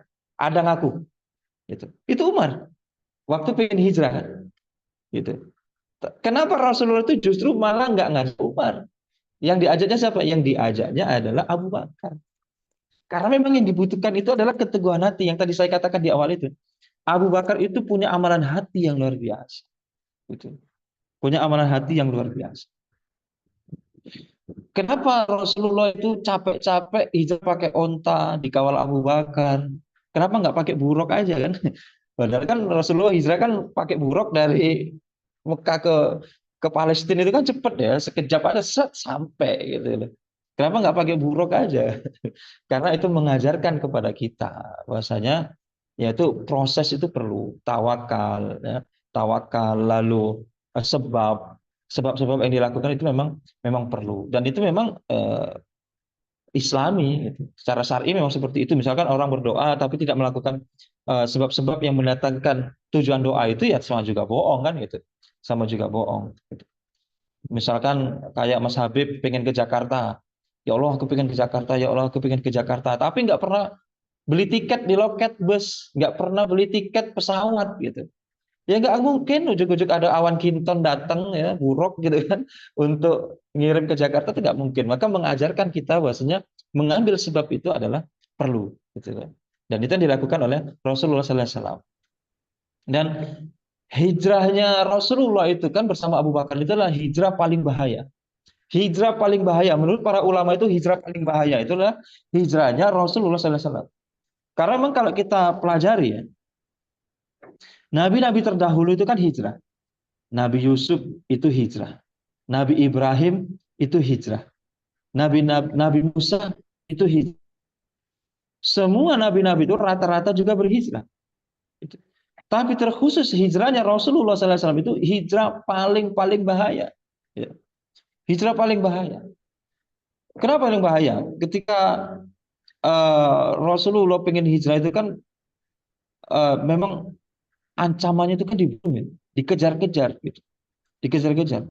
Bahkan sekelas Abu Jahal itu mengumumkan siapapun yang bisa menangkap Muhammad, mati atau hidup, itu dapat apa itu? Dapat 100 ekor unta, ingat ya, 100 ekor unta. Padahal 1 ekor unta di zaman itu kan luar biasa mahal. Hitung aja kalau yang paling bagus saja di zaman itu 100 juta 1 ekor unta. 1 ekor unta itu 100 juta. Loh, kalau 100 ekor unta itu berapa coba duitnya? Besar banget kan? Gitu. Nah, kenapa Abu Jahal itu sampai rela mengeluarkan hadiah yang sangat-sangat besar ya, ketika siapapun yang bisa mendapatkan Muhammad mati itu ya, karena Abu Jahal itu merasa kecolongan. Dia merasa kecolongan. Kenapa merasa kecolongan? Karena kan malam itu Abu Bakar itu kan Abu Bakar, maksudnya Abu Jahal itu udah kayak mission complete ya. Karena Rasulullah itu di rumah dikelilingi oleh pemuda-pemuda pilihan yang ada bawa pedang, bawa panah, bawa tombak untuk mengelilingi rumah Rasul dan untuk membunuh Rasulullah. Dan itu udah 99% mission complete lah. Selesai misi itu. Malam hari itu mungkin Rasulullah udah selesai. Gitu. Tapi Abu Jahal kan kecolongan. Gitu. Abu Jahal kecolongan. Nah, tapi ini pelajaran. Sejahil-jahilnya orang jahiliyah, semusyrik-musyriknya orang kafir jahiliyah, mereka tetap punya adab loh. Apa adabnya? Adabnya itu kan Rasulullah di dalam rumah. Kenapa mereka nggak dobrak aja kan? Mereka ngintip dulu, bener nggak ini Muhammad? Nunggu Muhammad keluar baru dibunuh. Itu. Adabnya kan mereka nggak akan dobrak rumah orang. Gitu. Itu adabnya. Sejahil-jahilnya orang jahiliyah itu mereka masih punya adab. Gitu. Mereka masih punya adab. Nggak langsung dobrak membunuh gitu. Sampai ditungguin. Dan pada waktu itu kan memang Abu Jahal itu mengintimidasi kata-kata untuk mengintimidasi Rasulullah agar keluar. Ketika keluar itu supaya mudah untuk dihabisi oleh pemuda-pemuda yang jadi pemuda-pemuda pilihan tersebut. Gitu. Tapi ketika kita melihat melihat sirahnya, ya, melihat sirahnya, ternyata Rasulullah itu sudah mempersiapkan kan, dan sudah tahu dan menjadikan Ali bin Abi Thalib untuk tidur di situ kan, untuk tidur menggantikan Rasulullah SAW, gitu. Dan memang kalau kita belajar, kita dulu kecil-kecil ngaji itu kan, ketika Rasulullah keluar itu kan bawa pasir ya, bawa pasir disiramkan gitu ya, sampai orang-orang itu nggak lihat gitu. Dan nanti kan diiringi dengan bacaan surat Yasin sampai di sampai di surat di ayat wa ja'alna min baini aydihim sadda wa min khalfihim saddan fa aghshaynahum fahum la yubsirun itu. Nah, sampai di ayat itu gitu. Bagaimana Allah itu memang menutup penglihatan mereka itu, menutup penglihatan mereka itu. Jadi wa ja'alna min baini aydihim sadda wa min khalfihim saddan fa aghshaynahum fahum la yubsirun. Itu kalau di surat Yasin. Tapi memang kalau yang pasir itu kan hadisnya itu lemah ya, hadisnya lemah. Kalau kita dulu belajar ngaji kecil-kecil itu memang Rasulullah bawa pasir dan baca surat Yasin gitu, dan memang nggak terlihat. Dan di riwayat yang lain itu dikatakan memang Rasulullah cuma baca surat Yasin itu, ya, sampai di ayat itu. Wa ja'alna min bainihim aydihim sadda wa min khalfihim saddan fa aghshaynahum fahum la yubsirun gitu. Dan karena memang kecolongan Abu Jahal sampai mensayembarakan 100 ekor unta. Siapa yang bisa untuk menangkap Muhammad gitu. Nah, ketika beliau itu hijrah dari Mekah ke Madinah yang kita ketahui bersama kan, Abu Bakar itu menemukan goa ya. Menemukan goa, lalu di dalam goa itu kan memang banyak lubang-lubang. Banyak lubang-lubang. Itu mengatakan kepada Rasulullah, ya Rasulullah, biarkan aku yang akan masuk sendiri untuk mengecek lah, melihat apa yang ada di dalam dibersihkan, lalu lubang-lubang itu ditutup. Ternyata ada beberapa lubang itu yang luput dari Abu Bakar. Jadi ada 1-2 lubang itu nggak ditutup lubangnya. Jadi ketika Rasulullah SAW itu masuk dan tidur di pangkuan Abu Bakar. Kita ketahui bersama bagaimana kisahnya.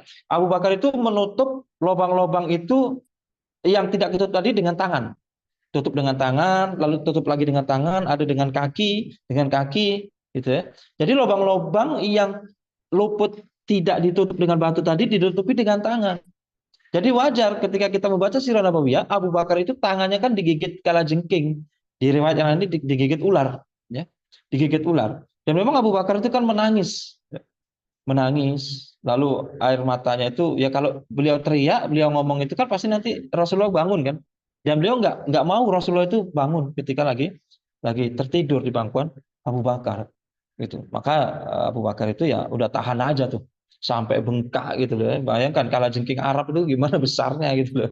Kan gitu ya. Itu sampai apa namanya? Tangannya itu bengkak sampai beliau nangis gitu. Dan Rasulullah akhirnya bangun ya karena ketetesan air mata itu, nangis itu. Lalu ditanya oleh Rasulullah, "Ya Abu Bakar, kenapa engkau menangis ya Abu Bakar?" "Enggak ya Rasulullah."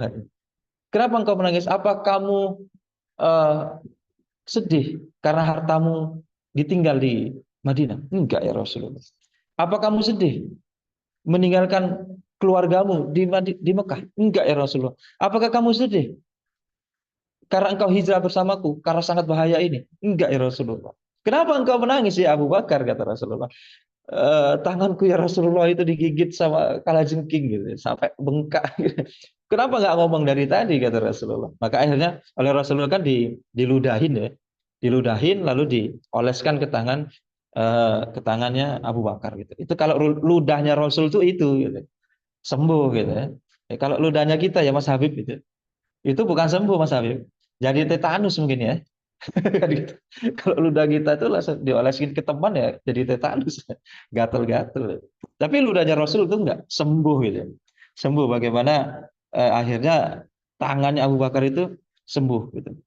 Nah, ketika udah di goa itu, begitu keluar melanjutkan perjalanan lagi, ya. Itu kalau kita cerita itu kan udah mari kita bahas ya bagaimana nanti ada laba-laba dan segala macam, ada kalau orang-orang kafir Quraisy ngejar sampai kalau mereka menundukkan sedikit kepalanya aja pun kita ketahuan gitu kata Abu Bakar kan gitu. Nah, maka ketika mereka keluar Rasulullah dan Abu Bakar ini keluar dari persembunyiannya, maka bertemu dengan Suraqah ya. Suraqah Ibnu Malik yang lagi nongkrong dengan teman-temannya gitu. Yang lagi nongkrong dengan teman-temannya. Ketika itu, Suroko itu tahu loh. Suroko itu tahu sayembara tentang 100 ekor unta itu. Tetapi Suroko itu ketika melihat Nabi dan Abu Bakar, itu kan nongkrong sama teman-temannya tuh. Dia bohong sama teman-temannya. Kata teman-temannya, "Itu Muhammad bukan sih? Itu Abu Bakar bukan sih?" Kata kawan Suroko, "Oh bukan," kata Suroko. Itu bukan Muhammad. Itu orang lain." "Oh, emang orang lain ya?" "Iya, itu orang lain." Kenapa Suraka berbohong? Karena Suraka pengen hadiah 100 ekor unta itu dia sendiri yang ambil. Jadi Suraka sendiri yang ambil eh, hadiah 100 ekor unta itu. Maka ketika teman-temannya itu udah pulang, ya, lalu si Suraka ini pulang mengambil kudanya, mengambil pedangnya, lalu mengejar Abu Bakar dan Rasulullah Sallallahu Alaihi Wasallam. Karena memang Suraka ini adalah penunggang kuda terhebat, ya, penunggang kuda hebat lah. Lalu ketika Suraka di hadapan Rasulullah Sallallahu Alaihi Wasallam, ya, ternyata sebelum sampai di hadapan Rasulullah, itu kuda yang ditungganginya itu senantiasa terpleset terus, jatuh lagi Surakanya. Nanti bangun lagi, dipacu lagi kudanya, jatuh lagi, gitu. Jadi itu kayak aib. Seorang penunggang kuda hebat itu jatuh. Bayangin, ya, bagaimana malunya kan? Seorang penunggang kuda, misalkan kita seorang ini ya pembalap MotoGP gitu. Udah terkenal hebat, nggak pernah kalah, juara terus, tapi begitu di race, di salah satu race di balapan itu dia jatuh terus, bangun jatuh lagi, itu kan menjadi aib, ya. Menjadi aib. Maka ketika di hadapan Rasulullah SAW dan di hadapan Abu Bakar, udahlah, kamu tuh nggak usah nangkep saya, kata Rasul. Di hadapan Abu Bakar juga kan, nggak usah. Kita damai aja, udahlah, kamu masuk Islam aja lah, kata Rasulullah SAW. Enggak, saya nggak mau masuk Islam. Jadi kata Suraqah, ya udah, aku nggak mau masuk Islam. Jadi ya udah, aku lepaskan kamu dan aku nggak mau masuk Islam. Tapi nanti akhirnya kan memang masuk Islam Suraqah ini di zamannya Umar bin Al-Khattab kalau nggak salah. Ya, Umar bin Al-Khattab. Nah ini nanti ketika Rasulullah SAW itu mendapati kudanya itu kan jatuh. Nanti naik kuda jatuh lagi, jatuh lagi. Udahlah, kamu nggak akan saya bunuh, kamu nggak akan saya tangkap, dan kamu nggak akan saya kasih apa ya, kayak nggak saya informasikan lah kepada orang kafir Quraisy bahwasanya kamu lihat sini. Itu heran kan Rasulullah dan Abu Bakar ini. Loh, kok bisa orang yang sudah tahan bohong dengan teman-temannya supaya dapat hadiah 100 ekor unta, kok udah nggak bernafsu lagi untuk nangkap kami? Gitu. Tapi dengan satu syarat, kata Suraqah. Kalian jangan pernah ngomong ya, kalau saya tadi naik kuda itu jatuh terus ya. Itu sebagai aib. Itu aib bagi saya, kata Suraqah. Jadi orang pembalap hebat, penunggang kuda hebat, kok jatuh-jatuh terus gitu. Gak usah ngomong katanya. Gak usah diomongin ke orang-orang ya, itu aib gitu. Oh, gampang lah kata Rasulullah. Gak usah gitu. Tapi tetap Rasulullah ngajak Suraqah itu bahasanya, ya Suraqah, cobalah kamu masuk Islam. Nanti ketika kamu masuk Islam, nanti kamu akan dapat pakaian dari Raja Persia. Coba bayangin itu. Di waktu itu Rasulullah itu dikejar-kejar oleh kafir Quraisy, pengen dibunuh, tapi sanggup ngomong di depan Suraqah, nanti Suraqah kalau masuk Islam dapat baju kebesaran Raja Persia. Agak lain ini kan, kata Suraqah ini kan belum tentu selamat gitu. Ini kok udah berani-beraninya menjamin dapat baju Raja Persia. Tapi tetap nggak mau kan, tetap nggak mau itu Suraqah gitu. Maka ketika di zamannya Umar bin Al-Khattab, nanti Suraqah ini orang yang dicari oleh Umar. Ketika Umar bin Al-Khattab itu membebaskan Persia, nah itu kan nanti baju Raja Persia itu kan dapat sejenis ghanimah ya, ghanimah itu diambil, dan Suraqah itu dicari oleh Umar bin Al-Khattab untuk dipakaikan baju kebesaran Raja Persia itu. Karena Umar bin Khattab juga mendengar bahasanya Suraqah itu kalau masuk Islam nanti dapat baju kebesaran dari Raja Persia, dan itu dipersembahkan memang kepada Suraqah memang akhirnya gitu. Orang yang menggebu-gebu pengen dapat hadiah 100 ekor onta, pengen membunuh Rasulullah SAW dan memenggal kepala Rasulullah, akhirnya tetap masuk Islam. Gitu. Ya, itu luar biasa. Bagaimana kemuliaan yang dimiliki oleh Rasulullah SAW. Nah kita skip ya. Nah, setelah itu ketika sampai di Madinah pasca hijrah itu, Abu Bakar As-Siddiq itu adalah orang yang orang sahabat yang senantiasa itu menemani Rasulullah SAW dalam perang. Bahkan orang yang pertama diajak musyawarah oleh Nabi Muhammad SAW itu adalah Abu Bakar. Jadi Abu Bakar itu orang yang pertama kali diajak musyawarah itu Abu Bakar, sebelum sahabat-sahabat yang lain. Bahkan sahabat-sahabat yang lain itu pun nggak tahu. Gitu. Kalau Rasulullah punya inisiatif, ide atau punya strategi dan segala macam itu, yang diajak untuk musyawarah itu adalah Abu Bakar. Karena memang Abu Bakar ini orang yang tidak pernah menyelisihi Nabi. Orang yang tidak pernah menyelisihi Nabi. Kalau sahabat yang lain itu mungkin masih agak menyelisihi Nabi. Kalau Abu Bakar ini enggak. Abu Bakar ini orang yang selalu 100% percaya kepada Nabi. Dan selalu membenarkan Nabi. Gitu. Selalu membenarkan Nabi apapun yang dilakukan oleh Rasulullah SAW. Selalu dibenarkan. Dan maka ketika Rasulullah pulang dari Isra Mi'raj itu kan, ya wajar. Beliau itu, kalaulah Muhammad melakukan hal yang lebih gila dari Isra wal Mi'raj itu, maka saya percaya. Gitu. Ketika kita membahas Isra wal Mi'raj itu kan, itu Abu Bakar memang membenarkan itu. Gitu.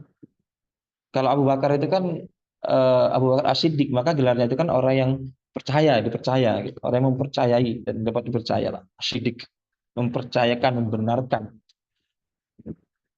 Nah, ketika Abu Bakar itu selalu mempercayai apa yang dikatakan oleh Rasulullah, dan Abu Bakar juga itu sahabat yang selalu ya meniru Nabi. Gitu. Nanti kalau Nabi ketawa, beliau ketawa. Nabi nangis, beliau nangis. Tanpa tahu alasannya. Gitu. Pernah satu ketika, ya, saking nirunya Nabi nih, ya, saking nirunya Nabi. Pernah satu ketika Rasulullah itu lagi lapar, aduh, lagi lapar katakan. Lalu Rasulullah, dulu kan kalau orang lapar, kalau pakaian dulu itu kan pakai baju kayak baju ihram gitu ya, dilipat-lipat gitu ya. Nah, ketika itu Rasulullah kan nahan lapar itu ada batu tuh. Di perutnya itu kan ada batu untuk nahan lapar gitu kan. Nahan lapar ya. Ketika Rasulullah nahan lapar, Abu Bakar nanya, "Lagi lapar Rasulullah?" "Iya, saya juga lapar Rasul." Ya udahlah, kita datanglah. Jadi mereka Rasul dan Abu Bakar ini datang, salah satu sahabat yang rumahnya itu di ujung kota Madinah. Di ujung kota Madinah, dan orang ini sangat dermawan ya. Itu disuguhi makanan. Lalu ketika Rasulullah datang sama Abu Bakar itu kan langsung disembelihin kambing. Jadi kambingnya itu disembelih, ya, disembelih disuguhkan oleh kepada Rasulullah, ada anggur, gitu ya, ada buah-buahan, durian nggak ada, karena nggak ada di Arab. Durian nggak ada. Gitu. Jadi disuguhin anggur, disuguhin jeruk, ya, dan segala macam. Nah, ketika banyak makanan di hadapan Rasulullah, justru Rasulullah nangis loh. Rasulullah nangis, Abu Bakar ikut nangis. Umar, kenapa sih kok gitu aja nangis gitu? Kan sama Umar juga gitu. Nah, Abu Bakar tuh melihat Rasulullah nangis, ya ikut nangis. Saking menirunya Nabi gitu. Maka Abu Bakar, kata Umar, ya Rasulullah kenapa kok nangis? Makanan kan udah banyak, ada kambing nih kan, ada makanan enak-enak, justru makan nangis, malah nangis. Kata Rasulullah, latus aluna yauma idzin anin naim. Kata Rasulullah, semua yang ada di hadapan kita ini, itu semuanya nanti akan dihisap oleh Allah. Ya, makanan yang di hadapan kita ini semuanya akan dihisap oleh Allah. Makanan kita apapun itu semuanya akan dihisap. Makanan yang banyak, yang enak-enak itu semuanya akan dihisap. Gitu. Dan Abu Bakar ya nggak perlu tahu alasannya, Rasulullah nangis ya ikut nangis. Gitu.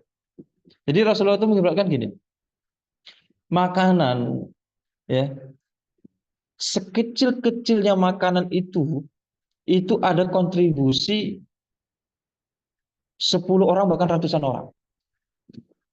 Sampai Rasulullah mikirkan yang kayak gitu loh. Dan Abu Bakar menyaksikan itu. Contoh gitu.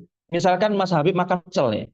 Pecel nih. Pecel itu kan dalam satu porsi itu udah banyak banget ya. Ada tahunnya, ada kangkungnya, ada cambahnya misalkan, ada kacangnya, ada apapun itu. Baik kan, dari satu bahan saja itu melibatkan banyak orang. Kangkungnya misalkan, ya. Orang yang nanam kangkung, orang yang manen kangkung. Kangkung itu dipupuk, orang yang jual pupuk, orang yang buat pupuk, nanti orang itu satu bahan makanan itu melibatkan ratusan orang. Dan itu semuanya akan dihisap, kata Rasulullah. Baru satu bahan. Bayangkan kalau sampai banyak bahan yang ada di pecel itu. Dan Abu Bakar menyaksikan bagaimana Rasulullah memikirkan sampai segitunya gitu. Gitu. Kalau sekarang kita makan itu kan enak Mas ya. Di rumah sambil rebahan gitu ya, sambil buka HP gitu, tahu-tahu paket, tinggal makan ya gitu, tinggal makan. Kalau sekarang itu enak. Zaman Rasulullah sampai nahan lapar itu ada batu di perutnya. Kalau Mas Habib lapar, kok repot-repot, datang ke kedai bakso gitu. Kan gitu. Enak makan bakso, apalagi bakso yang makan sepuasnya sekarang itu kan. Gitu. Rasulullah sampai ganjel batu tuh sama Abu Bakar, ganjel batu. Nah, ketika kenangan bersama Rasulullah SAW, bahkan Abu Bakar selalu mendampingi perang, selalu bersama Rasulullah, menjadi pembantunya Rasulullah. Dan Abu Bakar mendapati kisah di penghujung bersama Rasulullah, ya, Afwan ya, sambil ngecas ini baterainya sudah mau habis. Ya. Ngecas dulu bentar. bersama Rasulullah, ternyata mendapati Rasulullah itu wafat. Rasulullah wafat. Ternyata Rasulullah ketika Rasulullah wafat, Abu Bakar itu menjadi sahabat yang kebalikan dari sahabat yang lain. Kalau sahabat yang lain itu susah nangis dan Abu Bakar itu gampang nangis. Ketika meninggalnya Rasulullah, justru Abu Bakar yang gak nangis. Justru Abu Bakar yang mengingatkan sahabat yang lain.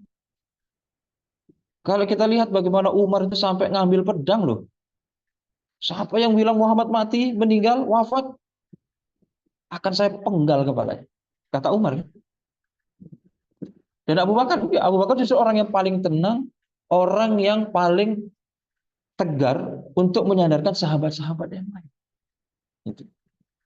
Maka Abu Bakar akhirnya naikkan ke atas mimbar dan ayat itu kan dibacain oleh Abu Bakar.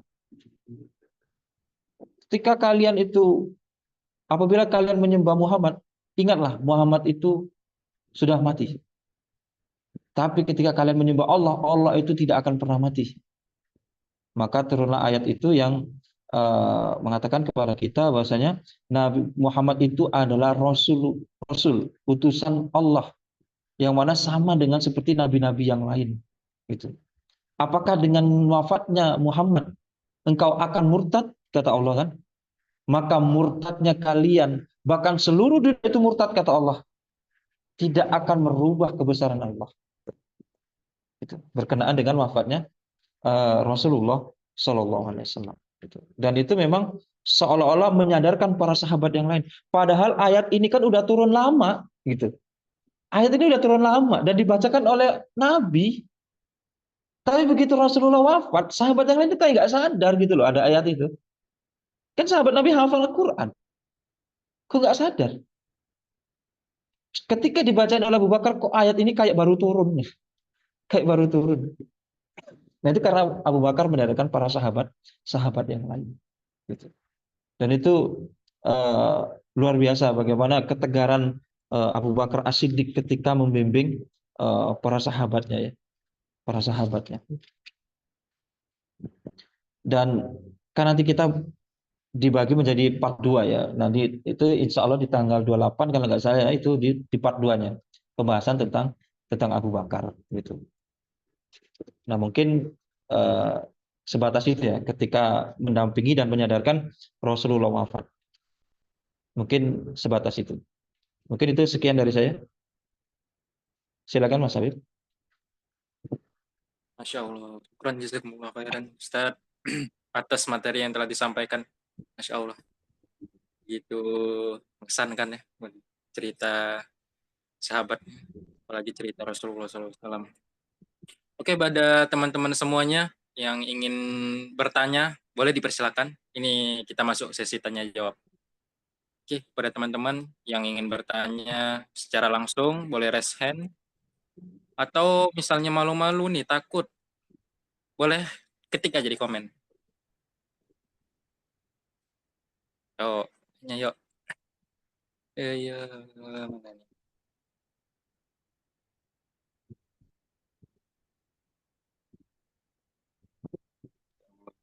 Ada yang nanya? Oh, mana? Mbak Bella.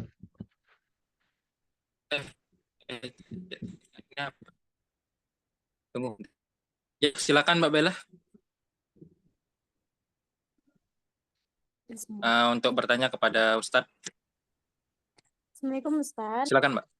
Waalaikumsalam.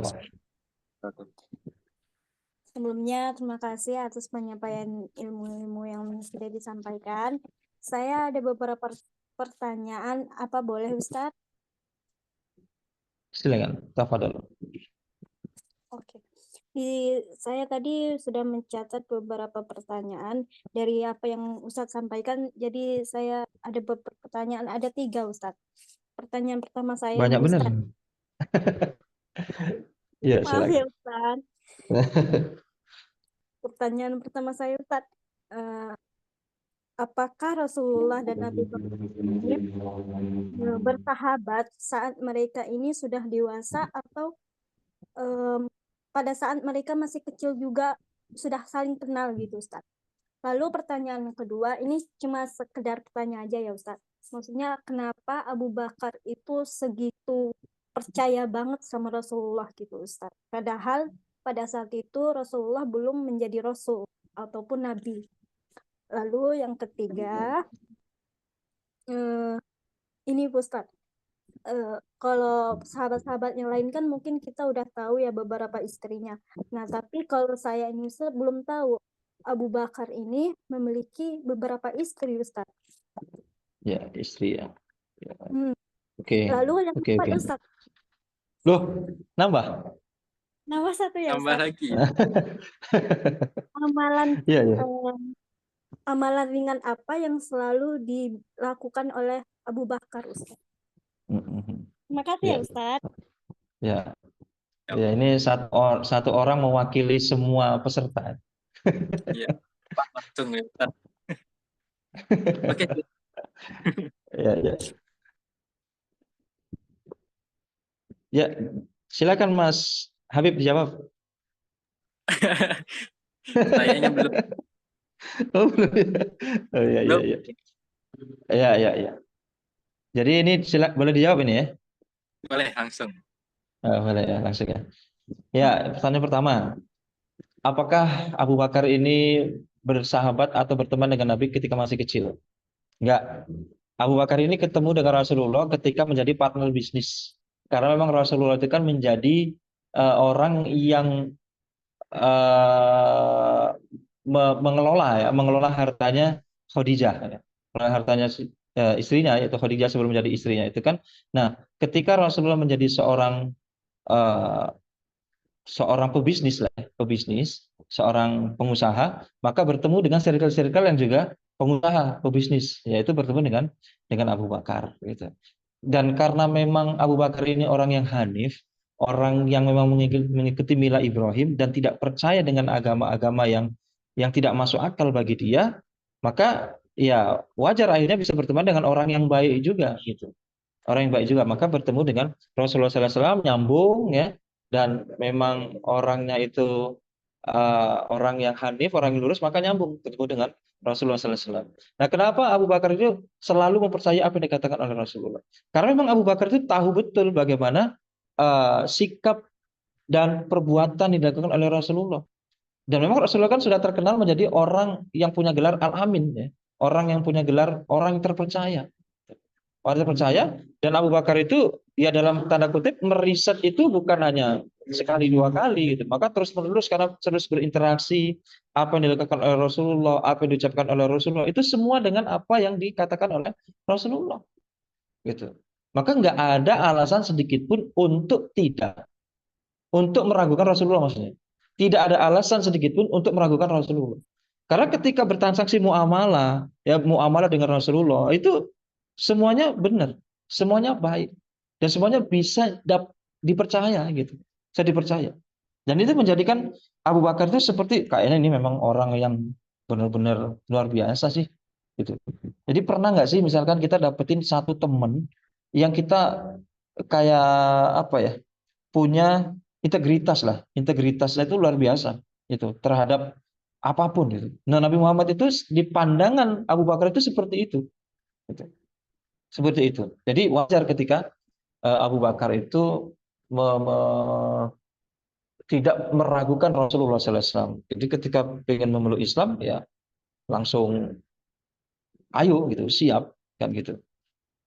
Lalu yang ketiga tadi apa ya? Istri ya? Istri ya? Ya betul. Ya, istri.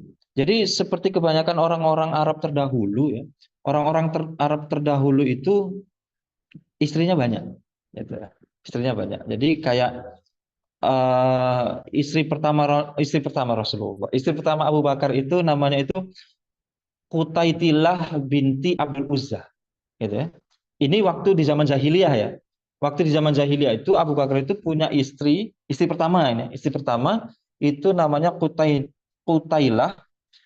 Nanti bisa dikoreksi kalau salah, Qutailah binti Abdul Uzza, ya, binti Abdul Uzza.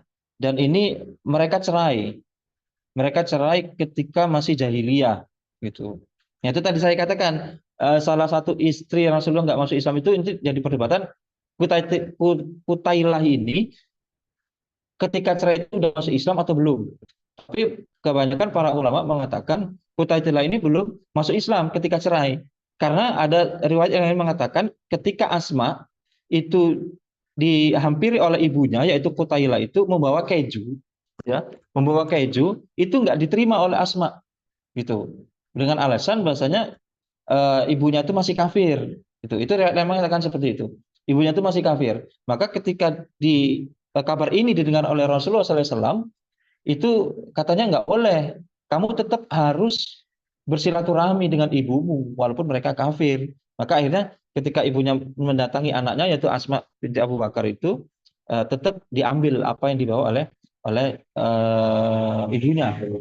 Artinya istri yang pertama itu adalah Qutailah binti Abdul Uzza. Mereka cerai. Nah, dengan Qutailah ini punya anak namanya itu punya dua orang anak namanya itu Abdullah bin Abu Bakar dan Asma binti Abu Bakar, gitu. Jadi dengan istri pertama itu punya dua anak. Yang tadi saya katakan waktu membantu Rasulullah untuk hijrah itu tadi itu anaknya dari Qutailah, Abdullah dan Asma itu. Abdullah menjadi informan, sedangkan Asma menjadi orang yang mengirimkan makanan untuk bapaknya yaitu Abu Bakar, gitu. Nah, istri yang kedua itu namanya itu Ummu Ruman, ya. Ummu Ruman binti Amir, gitu. Jadi istrinya itu namanya Ummu Ruman binti Amir, nanti punya anak dua juga, ya, dua juga. Nama anak yang pertama itu Abdurrahman, laki-laki, ya. Lalu yang kedua Aisyah. Nah, itu, ya, Aisyah. Jadi yang nanti menjadi istrinya Nabi itu anaknya Ummu Ruman binti Amir, gitu. Kalau nggak salah namanya itu Zainab. Nanti dikoreksi kalau salah, ya, Zainab, gitu. Kalau salah. Tapi terkenal namanya Ummu Ruman. Ummu Ruman binti Amir punya anak namanya Abdurrahman dan Siti Aisyah nanti, Siti Aisyah, gitu.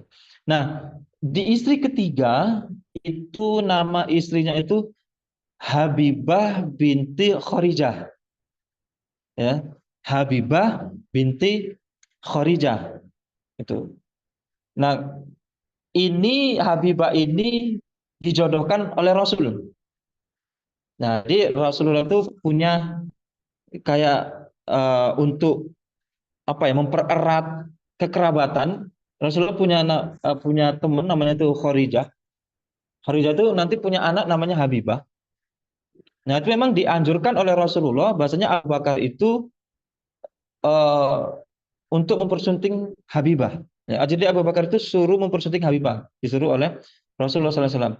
Nah, ini nanti punya anak, namanya itu Ummu Kulsum, sama kayak anaknya Rasulullah. Namanya Ummu Kulsum, tapi Ummu Kulsum ini tidak melihat Abu Bakar karena Abu Bakarnya sudah meninggal, gitu. Jadi Abu Bakar itu sudah meninggal. Jadi Ummu Kulsum ini nanti tidak sempat melihat Abu Bakar. Itu punya anak nanti memang tidak melihat Abu Bakar. Nah, istri yang keempat itu namanya Asma binti Umais. Ya. Jadi kalau yang tadi itu punya anak Ummu Kulsum satu cewek, ya, wanita, gitu. Nah, nanti istri yang keempat Asma binti Umais. Asma binti Umais ini mantan, ngomongnya gimana ya? Mantan atau bekas sih. Jadi mantan bekas lah, bekas istrinya Ja'far. Ketika Ja'far itu nanti meninggal di perang Mu'tah kalau tidak salah, ya, di perang Mu'tah. Itu nanti Ja'far itu meninggal, nah nanti istrinya dipersunting oleh Abu Bakar. Nah, itu istrinya. Nah, nanti punya anak satu laki-laki namanya Muhammad. Gitu ya. Namanya itu Muhammad, punya anak satu dari Asma tadi, dari Asma binti apa tadi? Binti Umais, ya. Asma binti Umais itu punya anak namanya satu. Nah, maka kalau kita simpulkan anaknya Abu Bakar itu ada 6 semuanya. 3 laki-laki, 3 wanita. Ya. Kalau Rasulullah kan 7, ya. 3 laki-laki, 4 perempuan. Nah, kalau Abu Bakar ini istrinya 4, anaknya 6. Itu kalau mau dicatat silakan lah itu. Ya, anaknya 6, 3 laki-laki, 3 perempuan. Nah, yang pertama anaknya tuh yang laki-laki kita Abdurrahman. Abdurrahman itu kan belum masuk Islam sampai nanti ikut memerangi Rasul. Abdurrahman ini, ya, terus saya katakan anaknya siapa, istri yang kedua tadi itu ya, yang kedua tadi itu sampai memerangi Rasul di perang Badar dan perang Uhud. Jadi sempat untuk eh, sempat ikut perang dan melawan Rasul gitu, di perang Badar, di perang Uhud. Bahkan Abdurrahman ini sempat mau mati gara-gara dihajar sama Abu Hurairah. Tahu ya, kalau Abu Hurairah tahu lah ya, gitu. Kita hampir mati, ya, hampir mati di tangan Abu Hurairah, gitu, di perang Badar. Gitu. Nah, dan nanti memang akhirnya kan masuk Islam ketika perjanjian Hudaybiyah. Gitu. Jadi ketika perjanjian Hudaybiyah, Abdurrahman ini masuk Islam, itu masuk Islam. Bahkan nanti Abdurrahman ini berhasil ketika di zaman Abu Bakar dan seorang khalifah, nanti kita bahas pekan depan itu Abdurrahman itu berhasil membunuh panglimanya Nabi palsu itu, Musailamah al-Kadzab. Gitu. Jadi Abdurrahman itu membunuh panglimanya itu bernama Mahkam bin Tufail. Jadi Mahkam bin Tufail ini panglimanya Musailamah al-Kadzab itu mati di tangan Abdurrahman, anaknya Abu Bakar ini. Itu perang melawan Nabi palsu. Itu ya. Nah, laki-laki yang kedua itu namanya Abdullah, yang tadi saya katakan tadi ya. Saya katakan tadi itu namanya Abdullah. Maka Abdullah ini menjadi informan dan menolong Rasul ketika waktu di Goa, ya, ketika di Goa. Nah, nanti meninggalnya itu waktu pengepungan di mana itu ya? Di kota Taif, gitu. Jadi pengepungan di kota Taif itu, ya, waktu pengepungan kota Taif itu nanti Abdullah meninggalnya di situ. Waktu pengepungan di kota Taif. Itu Abdullah tuh. Meninggalnya di situ. Nah, karena jasanya kan luar biasa ya terhadap Rasulullah SAW. Nah, laki-laki berikutnya itu namanya Muhammad. Itu namanya Muhammad. Bahkan Abu Bakar itu wafat ketika Muhammad ini umur 3 tahun. Ya. Jadi ketika Muhammad ini umur 3 tahun, Abu Bakar itu meninggal. Gitu. Abu Bakar itu meninggal dan nanti itu di bawah Asma. Ini kan anaknya Asma nih. Anaknya Asma. Nah, di riwayat yang lain, nanti koreksi kalau salah ya. Di riwayat yang lain, Asma ini nanti dipersunting oleh Ali bin Abi Thalib. Gitu ya. Ali bin Abi Thalib. Nah, maka Muhammad ini dalam pengasuhan Ali bin Abi Thalib. Gitu. Dalam pengasuhan Ali bin Abi Thalib dan nanti kelak akan menjadi gubernur Mesir. Itu.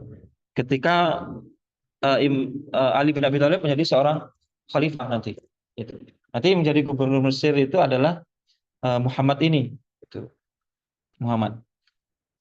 Nah, lalu yang keempat itu anaknya Abu Bakar, itu kan Asma yang wanita ya. Nah, itu nanti menikah dengan kok saya lupa ya. Menikah dengan Zubair bin Awam. Gitu. Jadi Asma itu nanti menikah dengan Zubair bin Awam, punya anak namanya Abdullah bin Zubair. Ya, kalau pernah dengar ya, pernah dengar sahabat Rasulullah itu menikah dengan Abdullah bin Zubair. Gitu ya. Abdullah bin Zubair itu menjadi panglima luar biasa ya, kayak bapaknya atau Zubair bin Awam. Nah, jadi Asma ini anaknya Abu Bakar ini menikah dengan Zubair bin Awam. Padahal yang mengislamkan Zubair bin Awam kan Abu Bakar. Anaknya diambil oleh Zubair bin Awam. Gitu. Jadi kalau orang-orang soleh itu gitu ya, udah terjamin kesolehannya nih, udahlah sama anak aku be, gitu. Ditawarkan gitu. Jadi nggak ada alasan untuk menolak pinangan orang-orang soleh gitu. Nggak ada alasan gitu. Nah, yang kelima adalah kita ketahui bersama yaitu Ibnu Siti Aisyah. Ya. Ibnu Siti Aisyah ini anaknya Abu Bakar radhiyallahu an, nanti kan menjadi istrinya Rasul. Jadi istrinya Rasul eh, kurang lebih itu menjadi istri Rasul itu selama 9 bulan. Menjadi istri Rasul itu selama 9 bulan.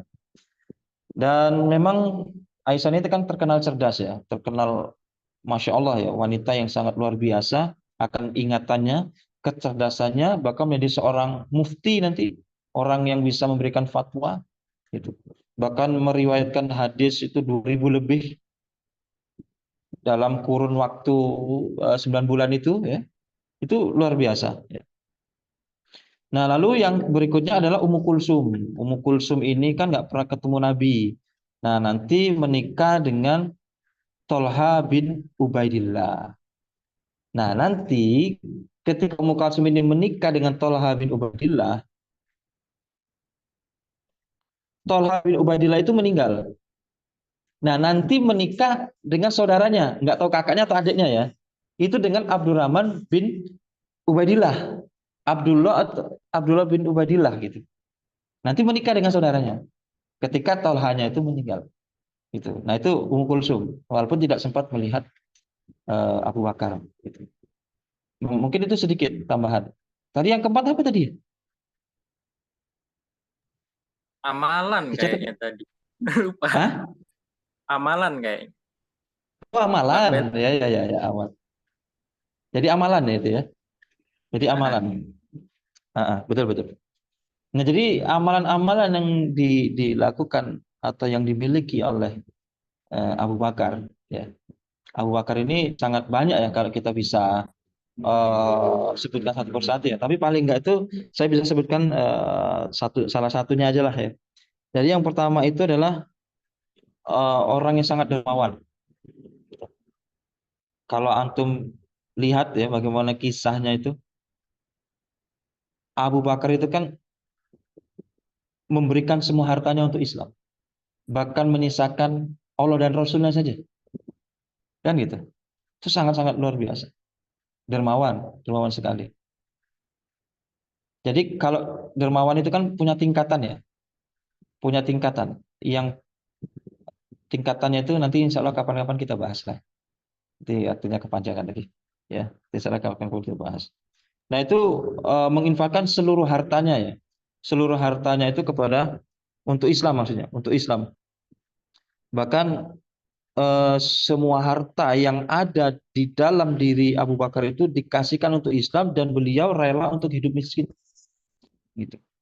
Beliau rela untuk hidup miskin. Itu kedermawanan kita sebut sedikit saja. Lalu yang berikutnya adalah orang yang sangat rendah hati. Jadi memang Abu Bakar ini orang yang punya sifat rendah hati yang luar biasa. Beliau itu sering belusukan. Ya. Bahkan setelah menjadi seorang khalifah nanti, pada pembahasannya masih bukan ribut ya gitu. Nah, tapi nggak apa-apa lah ya disebut sedikit ya. Bagaimana beliau itu ketika belum menjadi seorang khalifah dan menjadi seorang khalifah itu beliau itu sangat rendah hati gitu, sampai memeras susu sapi, susu kambing gitu untuk eh, orang-orang gitu, untuk memasak anak yatim gitu. Sampai ada yang komplain kan, ya nanti Abu Bakar jadi seorang khalifah nggak ada lagi nih yang meres susu kambing, nggak ada lagi yang masakin kami gitu kan. Kata Abu Bakar, ini khalifah itu hanya jabatan saja. Tetapi pekerjaan saya untuk kalian itu masih tetap sama kok. Masih sama. Beliau memang sangat rendah hati sekali. Itu Abu Bakar gitu. Dan Abu Bakar itu kan orang yang setia kawan. Gitu. Oh, gimana nggak setia tuh? Ya, udah sangat jelas lah ya terkenalnya ini. Lalu selalu membenarkan Rasulullah SAW. Itu salah satu amalan kan, membenarkan Rasulullah. Maka kita harus bisa mengambil pelajaran tuh. Kita selama ini membenarkan Rasul nggak sih? Ya, misalkan nih amalan-amalan yang menurut kita enak itu kita benarkan. Oh, Rasulullah ini benar nih ngomong nih. Ternyata begitu poligami, wah kayaknya Rasulullah salah nih. Nah, ini begitu poligami. Gitu. Padahal enggak semua apa yang diajarkan oleh Rasul, sunnah Rasul itu benar semuanya, benar adanya gitu loh. Dan susah loh untuk zaman sekarang itu untuk membenarkan Rasul dalam hati gitu ya. Susah. Kenapa? Mungkin ada satu dua yang Rasulullah sampaikan yang tidak serak dalam hati kita, dalam kehidupan kita itu nggak serak. Nah itu salah satu bentuk kita itu tidak membenarkan Rasul. Sedangkan Abu Bakar enggak. Ya lisannya, ya hatinya, ya perbuatannya, semuanya mencontoh Rasul, semuanya membenarkan Rasul. Itu Abu Bakar.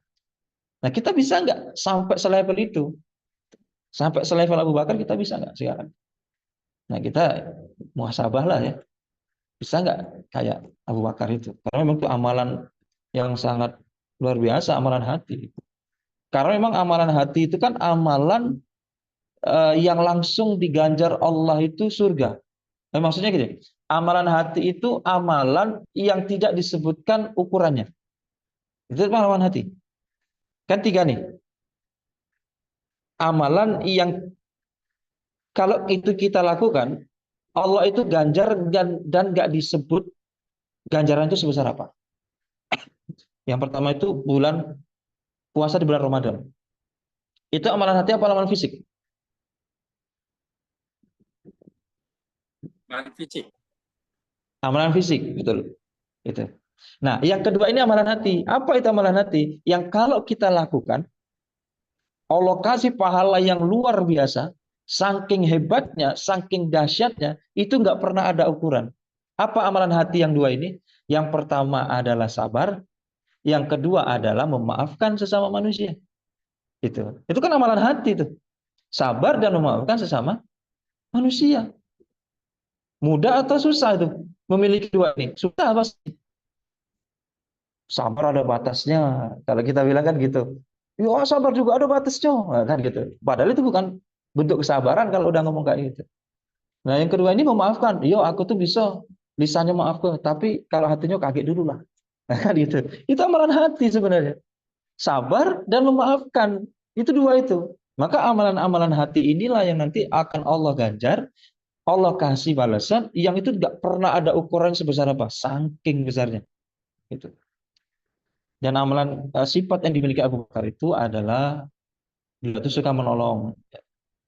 Beliau itu suka menolong siapapun itu. Terbukti tadi saya sudah bahas bagaimana budak-budak itu dibebaskan. Bahkan banyak, bukan hanya satu, puluhan budak itu dibebaskan. Kalau dihitung duit itu nggak kehitung lagi berapa jumlah. Banyaknya itu nggak kehitung lagi. Saking banyaknya budak yang dibebaskan oleh Abu Bakar. Nah mungkin itu sedikit ya jawabannya karena sudah mewakili dan sudah jam 10 juga.